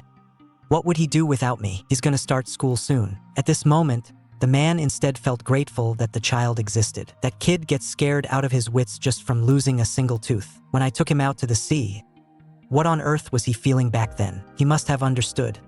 That's why he cried. The man frowned inwardly. This guy, is he drunk? If I could erase that memory of his, I'd do anything. How old was he when you started taking care of him? From the day he was born. There was an Omega who liked Kim Si-hyuk, and after giving birth, he ran off. Ah, no wonder you've always been this naive. The man's tone was barbed, teasing him on purpose. Lift your head. The man stared at him. Did you cry? No. The moment Ui-hyeon raised his head, he was pulled into the man's arms. The man, satisfied as if he'd gotten his way, said, "This is a comforting kiss. Why did you follow me back? Didn't we finish talking? Hurry up and get lost." Ui-hyeon's voice was icy. The man immediately shot back. I was being nice and walked you home, and you're cursing me? Ui-hyeon felt at his clothes. You came back with me just for this piece of clothing? The man paused for half a second. Forget it, you wear it for now. It's the dead of winter and you're only in a sweatshirt. Are you crazy? The man raised his hand and ruffled Ui-hyeon's hair, like soothing a child. Don't worry too much about those debts. There will always be a way. Ui-hyeon slapped that hand away with a sharp smack, and the man immediately complained. What a rotten temper you've got. As soon as the door closed, Ui-hyeon cursed in his heart. Pervert. Always has to put his hands all over me. Relying on the fact that he'd grasped his weak spot, Ui-hyeon hated himself even more, always being led around by that fickle guy. That comfort felt like charity, but Ui-hyeon still let out a sigh of relief and collapsed limply into the sofa. He cursed under his breath, "Damn," then shrank into his warm clothes and fell into a deep sleep. Do-hyeon, send a few people to look for Kim Si-hyuk. Have Rowoon go along to help. What? Who is Kim Si-hyuk? The father of those two brats. Won-young's face darkened, and his temper immediately flared. I can still understand what happened with Lee Won-young, but going after his dad has nothing to do with us, right? Why are you still trying to find him? Later I thought about it and felt that just killing that guy would be too easy on him, so I have to drag his father out. Once you find Kim Si-hyuk, it doesn't matter whether he's alive or dead, as long as you find him, or make him shoulder even more debt. Even more debt. Hey, that's enough. You're really blurring the line between public and private matters here. It's not like I told you to send everyone. Just a few people are enough. What is wrong with you? Do you want to keep that guy by your side for the rest of your life, or what? The more Won-young listened, the more confused he became. Are you crazy? How can you say something so outrageous? Outrageous? Just beat him up and he'll behave, won't he? After the beating, just throw him out in the wilderness. The man spoke in an almost pleading tone. Just help me out, okay? Just help me out, okay? The argument instantly spiraled out of control. Eventually, the two of them actually started fighting over Ui-hyeon. Neither of them was willing to back down first, and both of their faces ended up bruised. Yang was alone at home, heating up a meal in the microwave. I don't even know why, but a small tongue of flame suddenly flared up inside the microwave. The young Yi-ing stared at the smoke-belching microwave, his whole body frozen in place. At that moment, the neighbor caught a whiff of something burning and immediately hurried to the door of Yi-ing's home. Seeing that the food had caught fire, Yi-ing instinctively reached out to take the dish out, but his hand was burned by the flames. The pain and panic made him even more flustered. After finishing the fight with Yi-ing, the man drove straight to Yi-hyeon's home. Just then, Yi-hyeon, who had just gotten off work, frowned. How come there's a burnt smell? He never expected that when he looked up. he would see thick black smoke billowing from his own roof. Sweat and tears mixed together, instantly soaking Ui-hyeon's cheeks. At that moment, the man also happened to arrive downstairs. He looked up at the thick smoke and clicked his tongue. What's going on? Ui-hyeon rushed up the stairs, calling his younger brother's name directly. The next second, he saw the neighbor carrying his younger brother, rushing out from the thick smoke. Ui-hyeon's voice was choked with sobs as he used all his strength to shout, "Bro!" The neighbor set Ui-hyeon down on the ground, and Ui-hyeon immediately threw himself crying into his brother's arms. The two brothers clung to each other tightly. When the man arrived, this was the scene he saw. They held each other for a long time and refused to let go. The other two also couldn't bear to speak and interrupt. Seeing them like this, the neighbor's eyes grew hot. His eyes grew hot, but when the man noticed the neighbor, his expression visibly darkened. "What kind of show are you putting on now?" The man cursed under his breath, striding right past the two of them, only to be yanked back by Ui-hyeon. The man frowned and turned around. He hadn't expected Ui-hyeon to sound like he was begging him, forcing out two low words, "I'll do it, what the hell?" Only then did the man react and realize what exactly Ui-hyeon was talking about. Immediately, his expression grew even darker. At the same time, the man ordered his subordinates to take care of everything about the house. Thank you. Ui-hyeon looked at the neighbor and thanked him very seriously. The neighbor smiled and said there was no need to be so polite. "It's nothing, really. You don't need to thank me. I will definitely repay you." After the man finished giving instructions, he saw Ui-hyeon like this again, his face clearly showing impatience as he directly yanked Ui-hyeon over. "Hey, come with me to the hospital." Before leaving, Ui-hyeon still nodded to the neighbor. His tone was solemn, and he expressed his thanks very clearly. But that one action completely set the man off. The man pressed down Ui-hyeon's head with one hand, forcing him to look forward. The neighbor stood there awkwardly, only able to watch the three of them leave. The neighbor stood there awkwardly, only able to see the three of them off. The test results showed nothing serious, and the burn on his hand wasn't too bad either. But to be safe, the man still insisted that Ui-hyeon be hospitalized and observed for another day. "Bro, it's all my fault." Because of this, Ui-hyeon felt so guilty he could hardly breathe. "It's fine, the wound isn't serious. Handling it like this is enough." Just after Ui-hyeon finished comforting his younger brother, before his words had even faded, Ui-hyeon started sobbing again. "Hey," the man called out to Ui-hyeon.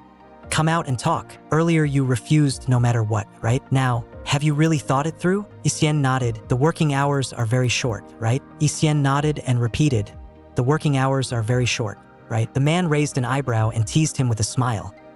"Otherwise, what? You were hoping to sign contracts all day long? But with that rotten temper of yours, can you really hold back?" The man closed in on Ui-hyeon step by step. "I'm asking you, can you really hold back?" Ui-hyeon forced his emotions down hard. "I need time to stay with him. I can hold back. I need time to stay with him. I can endure." In the end, he still gave a definite answer. The man laughed. "Who are you trying to fool with that?" After speaking, he took a deep drag on his cigarette. "All right, can't you just introduce me to a job? Why are you picking a fight? Hasn't everything gone exactly the way you wanted?" Ui-hyeon's tone was tightly reined in anger, yet still carried obvious impatience. But the man kept dragging hard on his cigarette, veins bulging, his eyes so dark and grim it was frightening, as if he wanted to see right through Ui-hyeon, inside and out. "Ha, so rude. I worry about you, and you don't appreciate it." The man sneered. "You think if you mess up over there, it'll be like at the restaurant with someone to clean up your mess for you? You don't even have to think about it to know. You'll definitely lay hands on a customer, and when that happens you'll just lose even more. You won't make any money at all." He stepped in even closer. "So pick one. Come with me or go to some shady joint?" The man blew a stream of smoke straight into Ui-hyeon's face. Ui-hyeon clenched his teeth harder and harder. "Here we go again. I'll definitely make more money over there than at the shop. What does that have to do with you?" Ui-hyeon shot back hard. "What?" The man was briefly stunned. "What I need is time, not your charity." Ui-hyeon's voice was so cold it was rigid. "All you've brought me are those damned debts. Put away that fickle, hypocritical act of yours." Ui-hyeon shouted. "Can you just stop meddling in my life?" The man sneered. "Well, you ungrateful thing. I'm just a self." The man cut himself off mid-sentence, stopping abruptly. "That's right. What?" Before Ui-hyeon could react, the man yanked him into the car. "Bye." "What are you doing?" Ui-hyeon's voice trembled. "Where are we going?" He was clearly panicking. "Taking you to your workplace." "Now." The man paused. Now. Aren't you ready yet?" Ui-hyeon didn't answer, but the man added directly. "Even if you're not ready, you're still going. Do you think, in your situation right now, you still get to pick and choose?" "Yeah, I mean, I have to go anyway." Ui-hyeon's voice dropped as he slowly gave in. The man, full of anger, stared fixedly at the person in the back seat. But Ui-hyeon in the back seat couldn't stop shaking. Is it nerves? Even Ui-hyeon himself felt something was off. Whatever. Sooner or later, the ending will be the same anyway. At least from now on, I'll have time to take care of the kid. And I won't have to worry anymore about whether Yeo Tae-ju will turn on me. At least this way, it's safer than handing myself over to someone that emotionally unstable. After they arrived at their destination, the man pulled open the car door and dragged Ui-hyeon straight out. Then he dragged Ui-hyeon forcefully into the nightclub. I can walk on my own, let go. Oh, the staff stared at the two who were still tussling. President Yeo, why are you? This guy's starting work here today. Why are you? This guy is absolutely not here to work today. The man forced Ui-hyeon in front of the staff, then lowered his head to give Ui-hyeon a once-over. The staff could only let out a helpless, dry laugh. Really? His clothes are filthy as hell, his complexion is awful, and he even has a smell on him. The man glared at him coldly. Otherwise, what, you think he's faking it? Aren't there lots of people who like this kind of thing? The clerk was so embarrassed he broke out in a cold sweat. There are. Come with me. With that, the man yanked Ui-hyeon along and walked off. Ui-hyeon could only be dragged along, but his gaze stayed glued to the man's back. Ui-hyeon was a little flustered. Come, Kim Ui-hyeon. The man pressed Ui-hyeon to stand in front of the room door. Just endure it properly. This is the end you personally chose for that ridiculous bit of pride. Whoa, this delivery is way too rough. President, this is the new friend who came in today. I wanted to ask if there's anyone who can help instruct him a bit. And then Ui-hyeon thought of President Im. That guy has no experience at all. I hope you can be understanding. And he also likes to use his hands, so I'll just stand by and watch, all right? The man's tone was as cold as ice. President Im nodded, saying he didn't mind being watched by others. Ui-hyeon kept trembling and just couldn't stop. The alpha scent rushed straight into his nose. That alpha smell. It made Ui-hyeon so nauseous he nearly gagged. No, it shouldn't be like this. Ui-hyeon suddenly snapped his head around and stared at the man beside him. But when he was with Yeo Tae-ju, no, alpha scents are all the same to begin with. He must just be too nervous. Ui-hyeon forced himself to bear it, because he had nowhere left to retreat, just like always. But the pressure in his chest grew heavier and heavier, and he could barely breathe. Don't, I'm so scared. Ui-hyeon lifted his leg, wanting to kick, but the next second the man grabbed him in one move. Are you really insane? The man's tone was deathly cold, his anger barely restrained. I told you not to use your hands, so you switched to using your feet? Forget it. Just rot here for the rest of your life or go on knocking people out, and then go to prison. After hearing this, President Kim was so terrified he went completely blank. Do as you wish. The man threw down these words and turned to leave. Just like that, he left Ui-hyeon here alone, isolated and at a total loss. Tears and sweat slid down together, sticking to his face. Seeing that the man was really about to leave, Ui-hyeon immediately stood up and ran after him. He reached out and grabbed the hem of the man's clothes. What? Ui-hyeon still didn't speak. He just clutched it in a death grip, refusing to let go no matter what. Let go. Weren't you the one who said you didn't need my charity? Said I should stay out of your business. Then handle it yourself, Mr. Kim Ui-hyeon. The man didn't even turn his head, his voice as cold as a blade. I told you to let go. I'm only giving you this one chance. As soon as Ui-hyeon finished, the man's steps clearly faltered. And what if I don't let go? The man turned his head, and when he saw the state Ui-hyeon was in, he froze on the spot. Please, Ui-hyeon's voice trembled, as if he was about to collapse, pleading in a low murmur. In the end, the man still couldn't harden his heart enough to leave Ui-hyeon here alone. In the end, he still took Ui-hyeon away with him. Ui-hyeon was roughly shoved into the car. Hey! Didn't I tell you not to bother with me? Look at the state you're in right now. Can you hold on without me? The man's eyes turned red, his voice tight. Looking like this, you still dare to ignore other people's kindness. I really thought you had some incredible solution. Weren't you just saying you could endure it? And what now? Don't even talk about squeezing out spare time. From what I see, you're about to throw in even the little time you have left. Hey, without me, do you think you'd still be alive now? With a loud bang, the man slammed the car door shut. Even if I'm just giving you charity or I'm fickle, do you have the right to be picky? The man was both angry and resentful, staring hard at Ui-hyeon. What are you crying for? The image of Ui-hyeon crying once again stabbed fiercely into the man's mind. Ui-hyeon's condition had improved a little, but he still couldn't calm down. His whole body kept trembling, and there was a faint heat to him. Ui-hyeon suddenly jolted, finally reacting. Why was he like this? Why was he like this? Turned out his heat period had arrived. He actually hadn't noticed it at all before. Ui-hyeon secretly glanced at the man, but his cycle clearly wasn't due yet. Could it be? The alpha's pheromones are affecting me? Where are we going? We're going back first to see what state the house has been turned into by you. Also, you went too far, so let me cool off first. Then we're going to the hospital. Thump. Then go to the hospital. Thump. Ui-hyeon's heartbeat sped up so much it hurt. Home? It's fine. Thump, because there are inhibitors at home. It's still pretty clean, and the smell's gone too. Good thing it wasn't a big fire. We'll just change the dining table later. It's all sticky. I have to take a shower first. As soon as the man closed the bathroom door, Ui-hyeon anxiously started rummaging through the drawer for inhibitors. Found it. Ui-hyeon reached out his hand and pulled it out. When the man finished washing and came out, he immediately saw Ui-hyeon kneeling by the drawer. Your heat period has come. The man walked over, lifted Ui-hyeon's chin.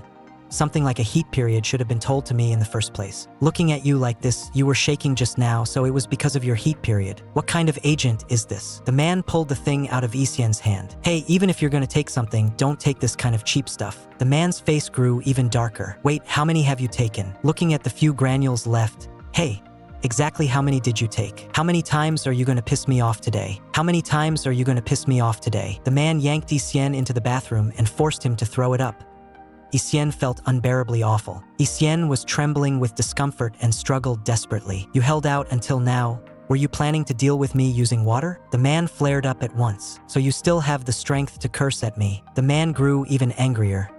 So you still have the strength to curse at me. After saying that, he pressed the wet towel to Ui-hyeon's face to sober him up a little. In order to let Ui-hyeon slowly recover, the man directly called the hospital to request that Ui-hyeon's hospitalization be extended, and also specifically found someone else to take care of Ui-hyeon, because he knew very well that it would take a long time before Ui-hyeon could really calm down. The man said that although it was very pleasurable every time, it had only been those few times. If they really talked about taking responsibility, it would actually make it seem too serious. As soon as the word responsibility was mentioned, Ui-hyeon thought of the scene of his mother abandoning him, turning around and leaving alone. Because of Ui-hyeon's father, his mother could no longer continue living together with them. She told Ui-hyeon to remember to take good care of himself, and in the end she still gritted her teeth, hardened her heart, and turned around to leave. Thinking of all this, Ui-hyeon suddenly broke down, crying so hard he couldn't stop, and the man was stunned. Hey! The man was even more shocked.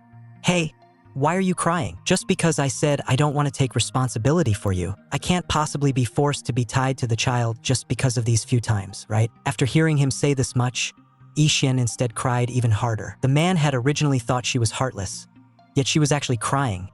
Has she always been like this, hiding somewhere and crying by herself? The man was both helpless and couldn't help feeling a bit of pity. The man stared at Ui-hyeon.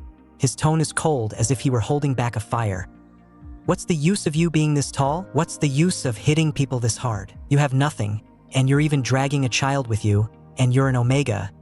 What on earth makes you so arrogant? I really don't get it. You've already decided to go work at a nightclub. When someone shows you a little kindness, just say thank you and accept it. Yet you insist on making things this complicated, leaving the people who are genuinely worrying about you feeling extremely upset. The more the man talked, the more worked up he got, complaining in full swing, and then in a moment of carelessness, Ui-hyeon's smack landed a slap right across his face. It hurt so much that he fell down on the spot, rolling several times on the ground. As soon as Ui-hyeon sobered up, the first thing she asked was, "How long has it been?" The moment she heard, "It's already been a day and a half," she was completely frightened, didn't even have time to speak, and immediately panicked as she packed up to rush to the hospital. But she was stopped by the man, who directly told her, "Someone has already been found to help take care of the child." The subordinate watched Ui-hyeon before the caregiver came, and the two of them stared at Ui-hyeon, whispering, "Bro, is this guy an alpha or an omega? Do you even have to ask?" "Of course he's an alpha." "Really? I actually think he looks like an omega." "Kid, are you an alpha or an omega?" "What's that?" Young Ui-hyeon had absolutely no idea what they were talking about. The two started arguing again. "I told you he's an alpha. Otherwise, how could a 7-year-old be this tall? A 7-year-old is supposed to be this tall. What's so strange about it? I'd seen his older brother before, and the temperament of the two of them was almost exactly the same. "I told you he's an alpha, which is why he's an omega. I told you he's an alpha. That's exactly why he's an omega." The more they argued, the fiercer it got, and Ui-hyeon was left with nothing but a completely baffled expression. Ui-hyeon was left with nothing but a completely baffled expression. Once Ui-hyeon had recovered, he actually felt refreshed all over. Logically, I thought that man would have left long ago. But when Ui-hyeon finished tidying up and pushed the door open, seeing the scene before my eyes, I was honestly speechless on the spot. I was just about to wake you up for dinner and then take you to the hospital. The man curved his eyes in a smile at Ui-hyeon. The moment Ui-hyeon saw the way he looked, he felt like throwing up and cursed inwardly. He was acting perfectly normal just now. "Ah, this apron, I got splashed all over with soup while cooking porridge for you. Look, I even burned my hand." The man pointed at the red patch with an aggrieved look on his face. "So who told you not to put on any clothes? Forget it." Ui-hyeon's whole face was written with speechlessness. He just wanted to finish eating as quickly as possible, then go to the hospital. Why is it that you clearly don't have any options at all, and yet you still insist on refusing my suggestion?" Yee-hyun didn't answer. He just replied coldly, "Fine, forget it, you can't even give a reason." "Tae-ju, I'm sorry." "Thank you. Aren't you going to say that? If I had just left you there, the consequences would have been ugly." "Thanks." Yee-hyun spat out the two words flatly. After hearing that, the man actually smiled even more infuriatingly. Then he turned his head and put on a serious face again. "Do you still remember? You said, as long as it's just me. I have two conditions. First, you're not allowed to go looking for anyone else because I don't like sharing. Second, you have to obey me unconditionally. Do you understand?" Yee-hyun nodded obediently. Yonggin stared at Yee-hyun, satisfaction written in his eyes. "From today on, you're my fish, the fish I've caught." The man let out a snort of laughter. "It should have been like this a long time ago." "Brother, what is and?" Young asked with a face full of innocence. While Young's face was still full of innocence, the man caught sight of a bunch of unread messages on his phone. He was extremely annoyed and swiped through them one by one with his finger. He cursed under his breath, then directly tossed the phone onto the back seat. Yee-hyun snapped out of his daze and got ready to go to the hospital to see his younger brother. "Hey!" Yee-hyun turned his head and looked at the man. The man immediately began to complain, saying just how hard things were for him. Because of Yee-hyun, he couldn't even go out to work, and he even had to feed Yee-hyun water with his own hands. Even the water spilled on the floor, he had to squat down and wipe up himself. Yee-hyun's face burned from his words, and he immediately told the man to shut up. Only then did the man drive honestly, putting on the air of a decent gentleman, and he actually looked like he was in an even better mood. But he still went on and on to himself about all those details between the two of them, his face full of satisfaction and smugness. Ui-hyeon couldn't be bothered to respond. Let him talk. Ui-hyeon hesitated for a moment, but still opened his mouth to ask the man for money. This was what they had agreed on beforehand. The man clearly paused, pretending he hadn't heard. He kept making fun of Ui-hyeon, saying that Ui-hyeon had clung to him and wouldn't let go back then. Even said he wanted a child, only to turn around and deny knowing him. Ui-hyeon was startled by these words. He didn't dare believe the himself in the man's mouth. Would I really be like that? To you?" The man slanted his eyes at Ui-hyeon with a glance. That look seemed to say, "Exactly like that, like you'd been set on fire." It was precisely because Ui-hyeon could suppress his heat that the man kept pestering him and wouldn't let go. "That's why I like you even more when you're clear-headed. You know, don't you remember? It's really something." The man still went on talking nonstop. Listening to the man's version of himself, Ui-hyeon began to doubt in his heart. Even during a heat, it shouldn't be that exaggerated, right? The more Ui-hyeon thought about it, the more upset he became. If I show up to work at Wild Shop in that condition, "Hey!" The man suddenly cut off Ui-hyeon's train of thought. The man asked Ui-hyeon to check whether the remittance had arrived. "What?" Ui-hyeon looked confused. "Hey, you remember near the end, right? You said you had to go pick up Yeo-young, told me to hurry up, and even leaned in on your own." When Ui-hyeon saw the amount that had arrived, he was completely stunned. "So much, I can pay back this much in one go. I even included the principal. I'll also cover Yeo-young's kindergarten fees." "What?" Ui-hyeon was startled again. "I'll handle the tuition and all that separately, you just need to know." "Really? Why? You really? Why? You?" No matter how he tried, Ui-hyeon couldn't figure it out. If that little brat stays home all day, when am I ever going to get to home base? That line made Ui-hyeon so angry his whole body tensed. But as soon as he thought about Yeo-young being able to go to kindergarten, Ui-hyeon couldn't help feeling happy. The man urged Ui-hyeon not to work at the restaurant or at Wild Shop. Ui-hyeon was very reluctant, thinking at least he could work during the hours when Yeo-young was at school. The man's face instantly darkened. "Then when are we supposed to set sail? Teacher Kim, I'll give you a card. Just use the money on the card for living expenses. So I'm just supposed to sit at home and wait for you?" The man said, "Yes, exactly. That's why I'm giving it to you." Ui-hyeon turned his head away and stopped talking. The man just kept staring at Ui-hyeon. "Just wait for me. Sounds good. doesn't it? Kim Ui-hyeon. Ui-hyeon called out his younger brother's name. Ba-young smiled brightly, and when he lifted his head, he saw Ui-hyeon. He rushed over immediately and suddenly threw himself into Lee-seon's arms. But Lee-seon looked at Lee-ying with guilt. Big brother came late. Lee-ying hugged Lee-seon even tighter, as if afraid he would leave in the very next second. Lee-seon hurried to find an excuse to explain why he hadn't come yesterday. The man's expression instantly froze. He was incredibly guilty and looked like he was about to give himself away. Lee-seon lifted his foot and directly kicked him in the calf. The man sucked in a sharp breath from the pain, baring his teeth and clutching his leg as he jumped around in place. I came late. I'm sorry, a cold? The moment Lee-ying thought of his brother being sick, his gaze immediately tightened. Then is big brother all right now? Lee-seon was stunned for a moment. He squatted down and hugged Lee-ying even tighter, as if coaxing him and also soothing him. Lee-seon said he was already fine, and the man stood to the side, quietly watching the two brothers. Just as Lee-seon was about to handle Lee-ying's discharge procedures and take him home. Brother, what is that thing with Bird? Brother, what is that thing with Woo? The two of them clearly froze for a moment after hearing this. The two of them were both stunned after hearing this, and Lee-ying said, those uncles asked me if it was this one or that one, but I didn't know what it was, so they started arguing. Lee-seon didn't know how to explain for the moment, and the man suggested, since we're already in the hospital, we might as well check his constitution. And while we're at it, we can get some preparation for Lee-seon. The results will come out very soon. But the more Lee-seon listened, the more uneasy he felt. After the blood draw, Lee-ying leaned quietly against Lee-seon, and at first the man still had a smile on his face. But after he saw that tightened, anxiety-ridden expression on Lee-seon's face, the man's smile slowly faded, his face darkening. What's wrong with you now? If it really is true, what should we do? What if he has to live like me? How long can I still protect him? Someone like me, Kim Ui-hyeon. Someone like me, Kim Ui-hyeon.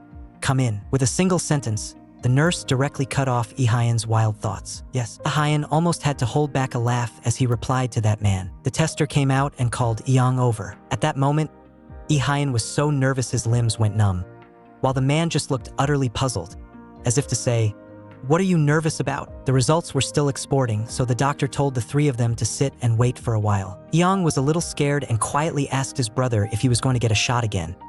Ui-hyeon immediately softened his voice to coax him. It's not a shot, it's okay, it's okay. But even though Ui-hyeon said that, it's okay, still, Ui-hyeon couldn't help sharply sucking in a breath. He was more nervous than anyone, and most afraid of hearing the results. Ui-hyeon was more nervous than anyone, and most afraid of hearing the results. Hey, the man lightly rested his hand on Ui-hyeon's shoulder, as if to hold him down. Ui-hyeon lifted his head.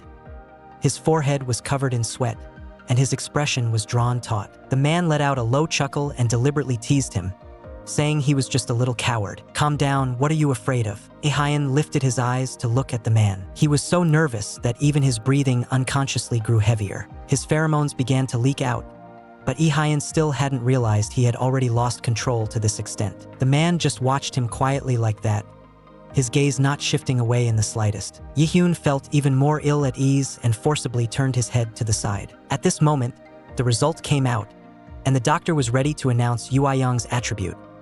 Little Kim Ui-hyeon is. The moment Ui-hyeon heard it, he froze on the spot, while the doctor continued explaining the relevant information. The doctor even specially prepared a booklet for Ui-hyeon, so he could go back and explain the matter of constitution to the child. Yes, Ui-hyeon held his younger brother even tighter, but every word the doctor said only left Ui-hyeon completely confused. As soon as he knew the answer, Ui-hyeon immediately turned his head and looked at that man. Their eyes met exactly, and Ui-hyeon smiled brightly, hurrying to explain to the man, Ui-hyeon is. The man didn't say anything.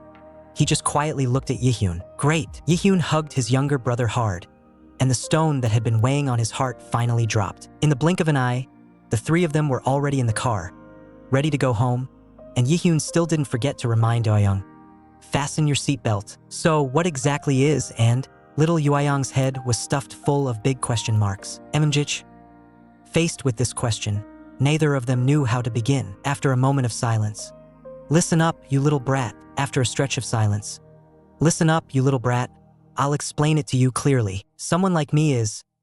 The man, full of pride and confidence, raised his hand and pointed at himself. Someone like your brother is. Ui-hyeon slapped the man's hand away and complained, you call that an explanation? After hearing the man's so-called explanation, Ui-hyeon sat in his seat, stunned for quite a while. Then, with a loud wah, he suddenly burst into tears. Hearing him cry, the two of them whipped their heads around, and as a result, Ui-hyeon only cried even harder and louder. Ui-hyeon grew so anxious that he couldn't take it and hurriedly asked his younger brother, "Why did you suddenly start crying?" Ui-hyeon cried as he shouted, "No, I want to be just like my big brother. No, I want to be just like my big brother." Splash. "I can't take it anymore." Splash. Ui-hyeon thrashed his arms and legs in grief. Splash. Neither of them could really figure out what on earth he was thinking. Splash. "Hey, you little brat. Hey, you little brat, you're actually pretty handsome. If I'm not handsome, I won't be a man." The man was pushed so hard he couldn't get a single word out, didn't want to be.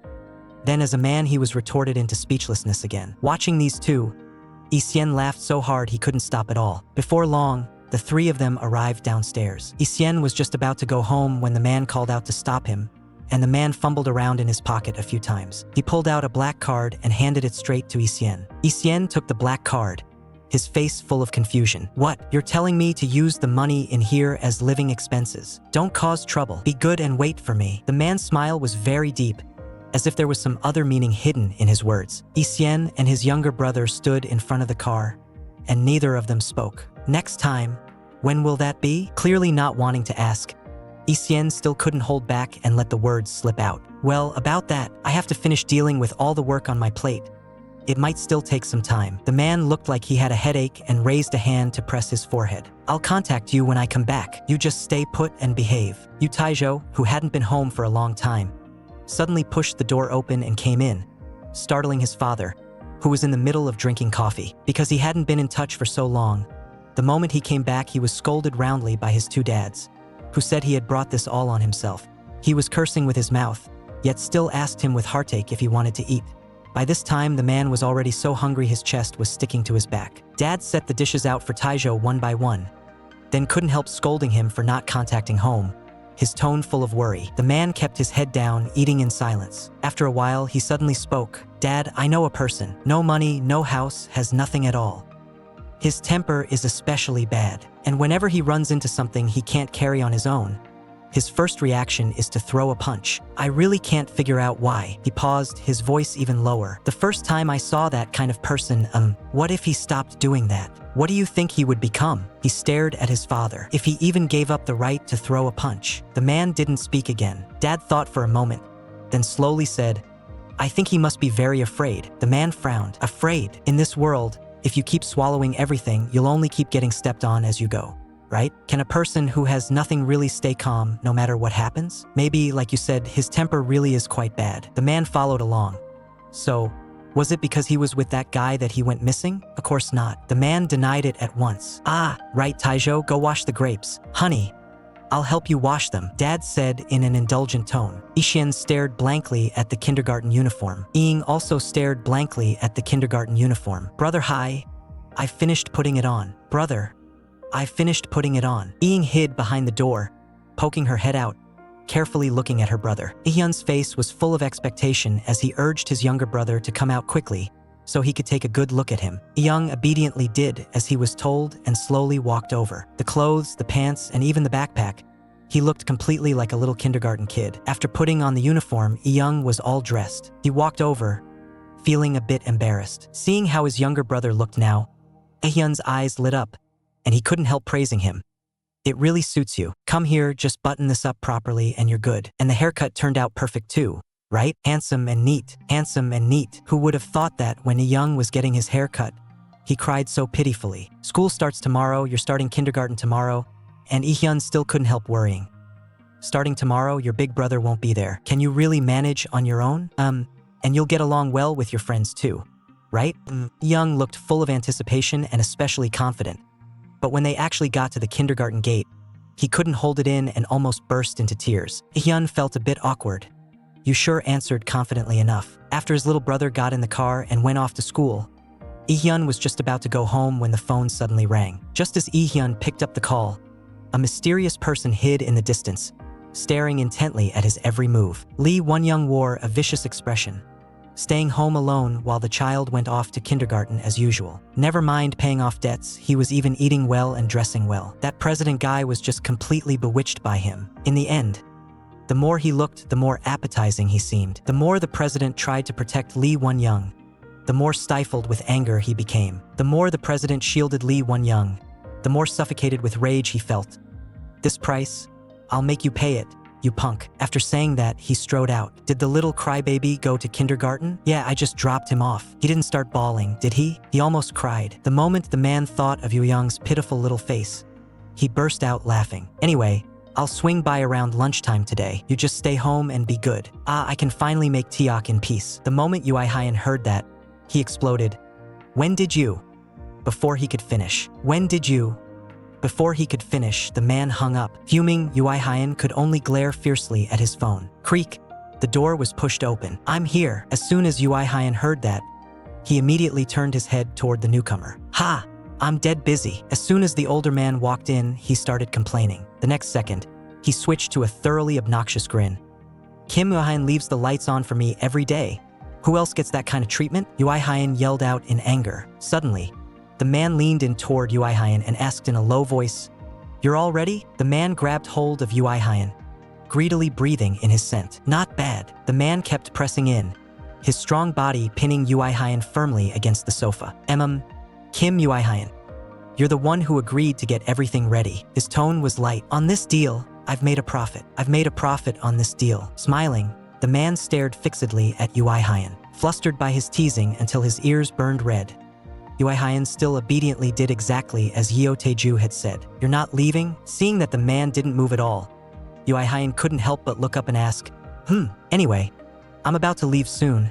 I don't want the hassle. What, you want to keep me here? The man suddenly sat up straight, thorns in his tone. And no, Kim Ui-hyeon, I don't. Ui-hyeon hurriedly denied it, but the man was inexplicably confident. He unbuttoned his clothes on his own, looking like, I really can't do anything with you.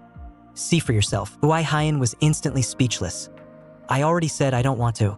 It's only just started. Your desire is that strong. Go ahead and look, touch if you want. The man was completely immersed in his own fantasy, even though this situation was nothing like what Ui-hyeon wanted. But now he was left with nothing but nerves. No matter how much he agonized over it, it was useless. In the next second, the man directly yanked Ui-hyeon over. Kome.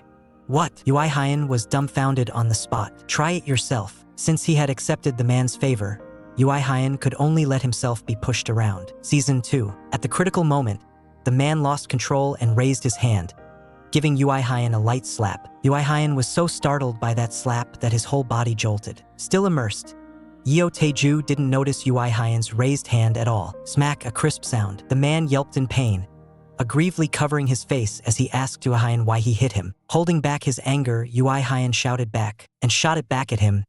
Then why did you hit me? What, hit? Just because I patted you once? No, that kind of hit is... Only then did the man realize that Ui-hyeon had misunderstood.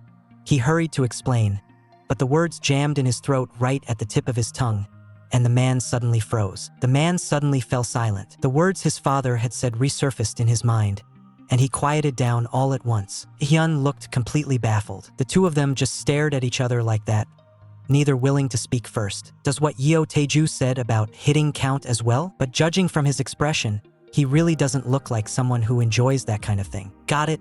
I won't hit you anymore. Yeo Tae-ju reached out and pulled Ui-hyeon over to his side. He was still seriously explaining. It wasn't to make Ui-hyeon hurt, it was to make Ui-hyeon. But Ui-hyeon immediately smothered that sentence, flatly denying it. The man shamelessly kept educating him, explaining one thing after another. Yet Ui-hyeon was completely uninterested. Are you scared? The man leaned in closer again, lowering his voice to coax him. I won't hit you again. Then he kept coaxing Ui-hyeon, and went on with what they hadn't finished doing just now. The man even deliberately brought up the embarrassing things Ui-hyeon had done before. Ui-hyeon instantly flushed with shame and rushed to retort. He would never do that. Holding the same position for too long was getting hard. But Ui-hyeon was only focused on what he was doing himself, leaving Yeo Tae-ju staring at him in a daze. The man just stared at him quietly like that. When Ui-hyeon finished adjusting himself and lifted his head, he happened to meet. The man immediately let out a smug hee-hee laugh. He even had to rub it in and tease him. So Ui-hyeon can get embarrassed too. Ui-hyeon's face was red. Even his breathing was unsteady. Yet the man suddenly grabbed him. Caught off guard by the sneak attack, Ui-hyeon froze on the spot, but still looked completely satisfied. Ui-hyeon's expression was full of dislike, but in his heart he cursed Yeo Tae-ju 10,000 times. Bastard. Ui-hyeon suddenly realized that, in the end, Yeo Tae-ju had still pushed him into becoming the kind of person Yeo Tae-ju wanted. He watched the man and his younger brother horsing around off to the side. Ui-hyeon kept cursing in his heart. Yeo Tae-ju was just an arrogant, huge bastard. The man turned his head and, as if on purpose, reached out and ruffled Ui-hyeon's hair. Ui-hyeon was so angry he gnashed his teeth and called him a bastard. Ui-hyeon clearly felt that Yeo Tae-ju was a bastard, but it was also because of Yeo Tae-ju that Ui-hyeon had seen those moments of happiness. Ever since he started kindergarten, Ui-hyeon's thoughts about the knife had changed. Instead, he began to like it, because the teacher said it could be used to protect oneself. Ui-hyeon excitedly told Ui-hyeon that when he grew up, he would protect his older brother, which amused Ui-hyeon so much that he burst out laughing. No matter whether Yeo Tae-ju did these things out of sympathy, out of kindness, or just to save himself some trouble. As long as he saw Ui-hyeon's little world grow a bit bigger, Ui-hyeon would feel his chest fill up, feel very fulfilled. The money, time, and gentleness the man casually gave all slowly turned into "I'm willing." They would not be scattered by a few crude words, nor would they be undone by a few ugly actions. Like a long familiar gentleness, like a gentleness one could lean on that had no end, and also like a boundless anxiety. If things go on like this, is it really okay? Will there really be a day when, living like this by relying on Yeo Tae-ju, I manage to pay off all my debts? Will there really be a day when everything gets better? It hasn't happened many times, but the debt is indeed decreasing bit by bit. Should I just stop here, stop following him, and go take on more work? I can just sleep a little less, right? But what about Kim Ui-hyeon? If I leave Ui-hyeon home alone, I'll be really uneasy, and I might not even be able to pay the tuition. Can I ask the part-time place if I can bring Ui-hyeon along too? But if I really stop following Yeo Tae-ju, can I actually handle all of this on my own? Tuition, living expenses, debt. Anyway, there isn't much time left before school starts. Then kindergarten.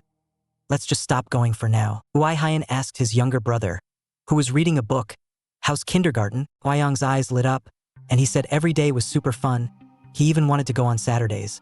And the cherry tomatoes had grown really tall. And there were snails. Seeing Ui-hyeon this happy, Ui-hyeon forcibly pressed down the thought he just had. As long as Ui-hyeon is happy, that's enough. At kindergarten, Ui-hyeon played non-stop with a group of little kids. The teacher would also lead them in all kinds of games. With no job to go to, Ui-hyeon stayed curled up at home alone, bored out of his mind, killing time by scrolling on his phone. Suddenly, Ui-hyeon's heartbeat surged wildly. Even his breathing grew heavy. Before he could think it through, he sprang to his feet and rushed straight out the door. The strange change of seeing the corridor strewn with corpses forced his breathing to grow more and more ragged. And just then, a neighbor happened to be in the corridor as well. Did something happen? Where are you going? The neighbor, seeing how anxious he was, sounded completely worried. Ui-hyeon's face turned pale, and he turned his head to look at him. "You, huh?" The neighbor looked even more confused. "I want to smoke." The words reached Ui-hyeon's mouth, but he forcibly stopped himself. "Give me one too." The neighbor lit a cigarette for Ui-hyeon, then suddenly remembered that he smoked as well. "Weren't you trying to quit?" In fact, Ui-hyeon had only smoked a few times, always when he was so agitated he could barely hold it in. The neighbor stared at Ui-hyeon for a long time. The two of them just leaned against the railing like that, unusually quiet, as if they had finally stolen a few minutes to relax. Ui-hyeon suddenly asked, "Didn't you say you were in college? Which school?" The neighbor reacted half a beat slower. "Ah, right, at such and such university." Ui-hyeon thought the neighbor looked like the type with really good grades, but that school was way too far from here. The neighbor explained that the rent here was cheap. "Don't you have class today?" I don't have classes lately. It's almost finals. I've been reviewing these days." "Then what about you, G? What are you busy with?" Ui-hyeon hesitated for a moment before lowering his voice. "I've been waiting for someone all this time." "Waiting for Iying?" Ui-hyeon took a deep drag on his cigarette. The next second, he suddenly let out an especially loud burp, so awkward that even the neighbor froze on the spot. The neighbor suddenly remembered the cake Ui-hyeon had given him last time and hurried to catch up to thank him. But Ui-hyeon instead felt that he was the one who should be saying thank you. After all, that cake ended up being eaten completely by Kim Ui-hyeon alone. Last time, when Ui-hyeon was carrying a cake and taking his younger brother over to express their thanks, Angst, "I want to eat," face stayed glued to the cake from beginning to end. Ui-hyeon was so embarrassed that he had to lower his voice to remind him. Look at other people's faces, speak seriously, and make sure your tone has a thank you in the end. That equally gluttonous neighbor was actually very polite, smiling as he said, You two finish the cake before you go. Ing should be about to come back. With a sharp smack, Ui-hyeon slapped the dust off his body, straightened up, and got ready to meet him. But when he turned around, he found the neighbor was following behind as well, and Ui-hyeon still couldn't hold back. Why did you come along too? The neighbor was clearly a bit nervous and spoke in a very small voice. I just happened to come out for a walk. Ui-hyeon pressed him. Don't you need to study? The other person replied only with an absurdly long ellipsis. Ing, your big brother is here to pick you up. The teacher lifted Ing down from the vehicle and steadily placed him into Ui-hyeon's arms. Ing's eyes lit up at once, and he shouted happily, Big brother. Ui-hyeon was just about to ask the teacher how Ing had been behaving at school. The teacher laughed especially loudly, while praising that Ing was quite composed at school. She used her body to block the little kids inside the vehicle who were about to spill out and were making a noisy racket. Ui-hyeon stared in a daze, unable to help sighing in his heart. This teacher is really something. A vague sense of awe rose in Ui-hyeon's heart. At this moment, the neighbor also came over and greeted him enthusiastically. Ing, hello there. Hello. Ing instead hugged his older brother's hand even tighter, yet still very obediently bowed to the neighbor in return. Here, this is for Ing. The neighbor, who no one knew when he had bought ice cream, directly held it out in front of Ing. He even bent down and said with a smile, Eat while you walk.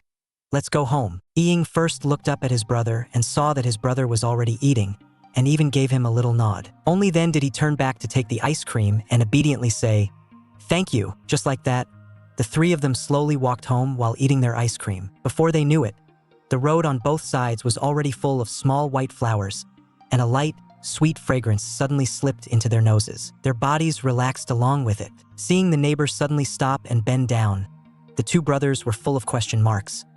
What was he going to do? The neighbor picked up a fallen piece of flower branch from the ground. As he spoke, he leaned in to sniff it, and the next second, a faint blush quietly spread across his cheeks. His voice was very soft, with a hint of shyness. This flower smells like G. Let me see. Ui-hyeon also wanted to smell it and see what on earth this strange scent was. Just as the neighbor handed it over, Ing hopped over as well, insisting on taking a sniff. Smelling that special floral scent, Ui-hyeon's heart skipped a beat. Is this the flower Yeo Tae-ju talked about? Suddenly, Ui-hyeon's whole body went rigid. This smell. Ui-hyeon immediately turned his head and asked the neighbor for confirmation. Does my scent also smell very similar to this flower? Yes, the neighbor nodded. Very similar. Hearing this assurance, Ui-hyeon instead felt even more that something was off. But while he was still spacing out, the neighbor added, It smells really good. After a pause, he suddenly sounded flustered. What? I mean, the flowers smell nice. Hyung has always smelled nice too. Hearing him say that, a feeling suddenly welled up in Ui-hyeon's heart, as if he had become, I'm not some little dog. Teased by Ui-hyeon like this, the neighbor was clearly flustered.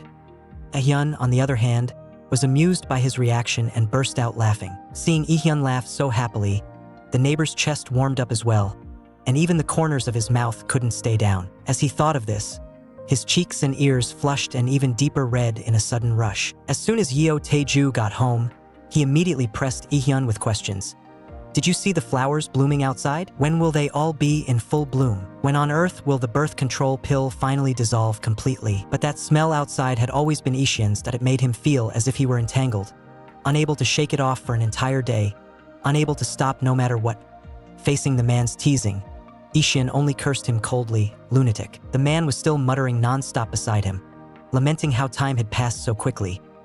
Ui-hyeon, however, didn't respond at all, just quietly kept washing the dishes. You're hurt. Ui-hyeon noticed the smudge on the man's face, but the words got stuck halfway out of his mouth. On your face, on your face. Only then did Yeo Tae-ju react. He raised a hand and wiped his face. It's not mine. Then he put on that punchable expression again. Are you worried about me? As soon as he finished speaking, he pounced and pulled Ui-hyeon into a hug, catching Ui-hyeon completely off guard. Are you worried about me? The man looked utterly pleased with himself and reached out to rub Ui-hyeon's face. Ui-hyeon, ruthless as ever, simply bit down hard on his arm. Ui-hyeon's sudden show of concern left Yeo Tae-ju stunned, like he'd grabbed onto a clue. He refused to let go, getting more and more excited as he talked. Ui-hyeon leaned closer and secretly sniffed the scent on the man. Sure enough, his own suspicion was finally confirmed. The man, who had been chattering away just a moment ago, suddenly went quiet, and instead it was Ui-hyeon who started to feel guilty. "Why are you sniffing me on the sly?" He stared at Ui-hyeon so hard that Ui-hyeon's scalp tingled. "Come on, smell me fair and square. You're always saying it's my scent, but you're the one who can't get enough of it. Go on, smell, really smell." As he spoke, he grabbed Ui-hyeon's head and pressed it to his chest, pinning him there as he asked, "So, what do I smell like?" Ui-hyeon's face scrunched up in disgust as he complained, "Aside from sweat, obviously there's something else. I heard from other people." The man persisted, still unwilling to give up, "that there's a sweet, cool kind of smell." After hearing what the man said, Ui-hyeon went silent for a few seconds. Then he frowned and said with clear disgust, "It smells bad? That's even stranger." As soon as he finished speaking, the man tilted up Ui-hyeon's chin and kissed him directly. It was just a very brief kiss, and they quickly parted. Watching Ui-hyeon's cheeks burn red, Yeo Tae-ju deliberately teased him, "You look like you're really enjoying it." After the tekguk, Ui-hyeon's eyelids grew heavy, his lashes fluttering as he was about to fall asleep. The man felt stifled inside. Why did he fall into a stupor at the drop of a hat? And the man shouldn't be letting him always drift off like this. Not sleeping at night, and now he wasn't even working, so how was he more exhausted than when he was on the job? The man had no choice but to draw Ui-hyeon into his arms and shield him there, his fingertips lightly skimming over his cheek. "Sleep, sleep." He lowered his voice to coax him, even lifting his hand to gently pat Ui-hyeon's back. Yet in his sleep, Ui-hyeon's mind suddenly flashed back to scenes from his childhood. His parents were arguing. "Can't you at least pretend to be a good father, even for 1 second?" "Exactly. That's why I came here." Was it enough to just bring his body along? Their quarrel pressed down like noise, and little Ui-hyeon turned his face away, looking off into the distance. He saw other children playing happily in the sea. They were chasing each other, laughing loudly, and little Ui-hyeon couldn't help casting them a gaze full of both envy and longing. Little Ui-hyeon turned back to call for his mother, wanting to say something, but they just kept on arguing. "Forget it." Little Ui-hyeon slowly loosened his grip on his mother's hand. He ran alone to the shore, staring at the glowing blue sea and listening to the waves crashing in, one after another. With a splash, the seawater surged up and covered his little feet. So cool. That icy touch felt very novel. Ui-hyeon instinctively shrank back, then carefully moved a little. His little feet pressed against the seawater, the chill seeping in bit by bit, and his heart gradually quieted along with it. After that short dream dissipated, Ui-hyeon woke up. The moment he opened his eyes, a solid pectoral muscle was right in front of him. He sobered up instantly, even feeling a bit shattered. He turned his head to glance at the wall clock. The time was really not early anymore. "Get up! Get up for me." Ui-hyeon raised his hand and slapped the man's face with sharp smacks, startling the man into flailing his arms. "Numb. It's really numb." The man braced himself up in bed, staring at his stiff arm, his features scrunched together from the ache. "Why are you still not leaving and sleeping so soundly? Weren't you very busy? I come all this way after so long, and you still want to drive me away?" His tone sank. "I'm free all the way until tonight today." Ui-hyeon's movement of getting dressed abruptly came to a halt. Ui-hyeon glanced sidelong at Yeo Tae-ju in speechless disbelief. "Didn't you say you're the son of a construction company owner?" "Yeo Tae-ju, how can you be such a filthy hoodlum?" "Oh, Ms. Yeo, how can you be such a filthy hoodlum?" Ui-hyeon's retort instantly made Yeo Tae-ju's face darken. He was clearly displeased. "Because this is something that has to be done. That's the only reason I do it." His tone was very hard. "In our line of work, a lot of the time we have to use our fists to punch a way forward first. We can't just keep getting beaten. We have to rely on our fists to protect ourselves, while also making a bit of money that's not exactly clean on the side. If we'd relied only on skill to build up the company back then, we would have been taken down long ago." He paused, then added coldly, twisting the knife, "So, this is something that has to be done." Ui-hyeon looked at him. "No wonder you do it so smoothly." "Of course." The man looked utterly pleased with himself. "It's such a rush. Beat up whoever you want and make big money on top of it."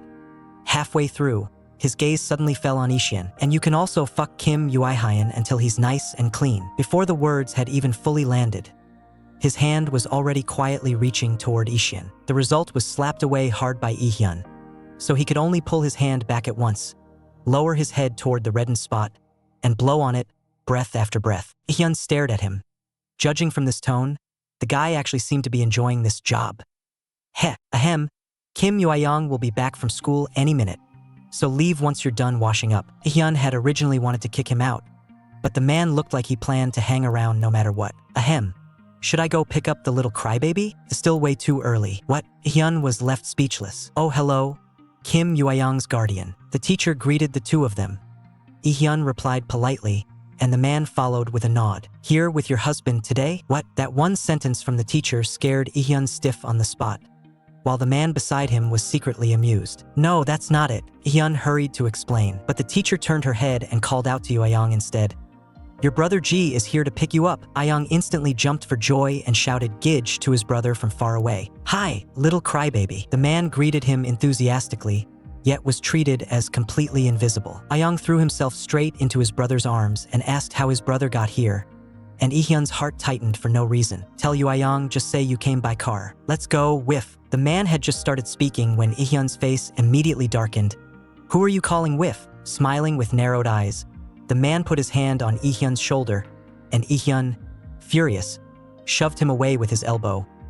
What nonsense are you spouting now? You're working for me and living off my money, so of course that makes you my husband. Shut up. The two of them kept bickering in low voices. The more she spoke, the more she couldn't hold back her anger. Ui-hyeon stepped hard on the man's instep, grinding down twice, even making a creaking sound. The man howled in pain. Who on earth taught you to say something like, husband? I'm not some uncle at all. Ah, then just call me lousy. You really want me to call you that? As soon as I opened my mouth, I got carried away myself and actually cried it out in a sort of intoxicated tone. Yeo Tae-ju still wouldn't stop, even adding with a blissful look, super daddy, which was so mushy that Ui-hyeon instantly broke out in goosebumps. At the same time, Ui-hyeon, who was next to us, listened with a face full of question marks and actually followed along with a daddy, scaring Ui-hyeon so much that he jolted on the spot, a chill running down his back. Ui-hyeon immediately turned his head and scolded him. Even the kids picked it up. Shut up. But Yeo Tae-ju didn't take it seriously at all. He was secretly delighted, unable to stop giggling. Daddy, every time the man called out once, Ui-hyeon would echo at once. Sandwiched in the middle, Ui-hyeon was shaking with anger. Yeo Tae-ju shouted daddy again, and Ui-hyeon imitated it even better this time, even finishing him off with, Gidge, daddy. It made Ui-hyeon so mad his hands were trembling. His face is pretty handsome, but is there an old man living in that body or what? Ui-hyeon was so annoyed he couldn't stand it, grumbling in his heart. Why am I only pretty handsome? Yeo Tae-ju kept pressing while lifting Ui-hyeon into the back seat. Ui-hyeon simply refused to answer and only told him to stop talking. That awkward yet restrained look of Ui-hyeon's made Yeo Tae-ju, who was fastening Ui-hyeon's seatbelt, burst into laughter. Just then, the phone happened to ring. Yeo Tae-ju told Ui-hyeon and the kid to wait a moment and turned around to take the call, while Ui-hyeon's expression suddenly darkened, turning so cold it was impossible to read. He hadn't expected Yeo Tae-ju's work to be this busy. He had originally thought that by using that method, he would be able to pay off the debt very quickly. But the frequency wasn't nearly as often as Ui-hyeon had imagined. It was only once a week, or even once every 2 weeks. Ui-hyeon had even thought that Yeo Tae-ju was deliberately spacing out the times so he couldn't repay the debt. Now it seemed he might really just be busy. If he gets busier and busier later on and slowly stops coming to see me, and in the end forgets about me, then does this deal just end like that? But I obviously really want it to end. Yet if it really ends, I'll have to go back to working full days, leaving Kim Ui-hyeon alone. That's right, I have to hold on until I've finished paying off the debt. Ui-hyeon's heart twisted tight. Doesn't he really like going to kindergarten? If I had known, I wouldn't have sent him there. For it to end so suddenly now, it's like first stuffing the candy into his hand, then forcibly snatching it away. How miserable he must feel. But can debts really be paid off completely?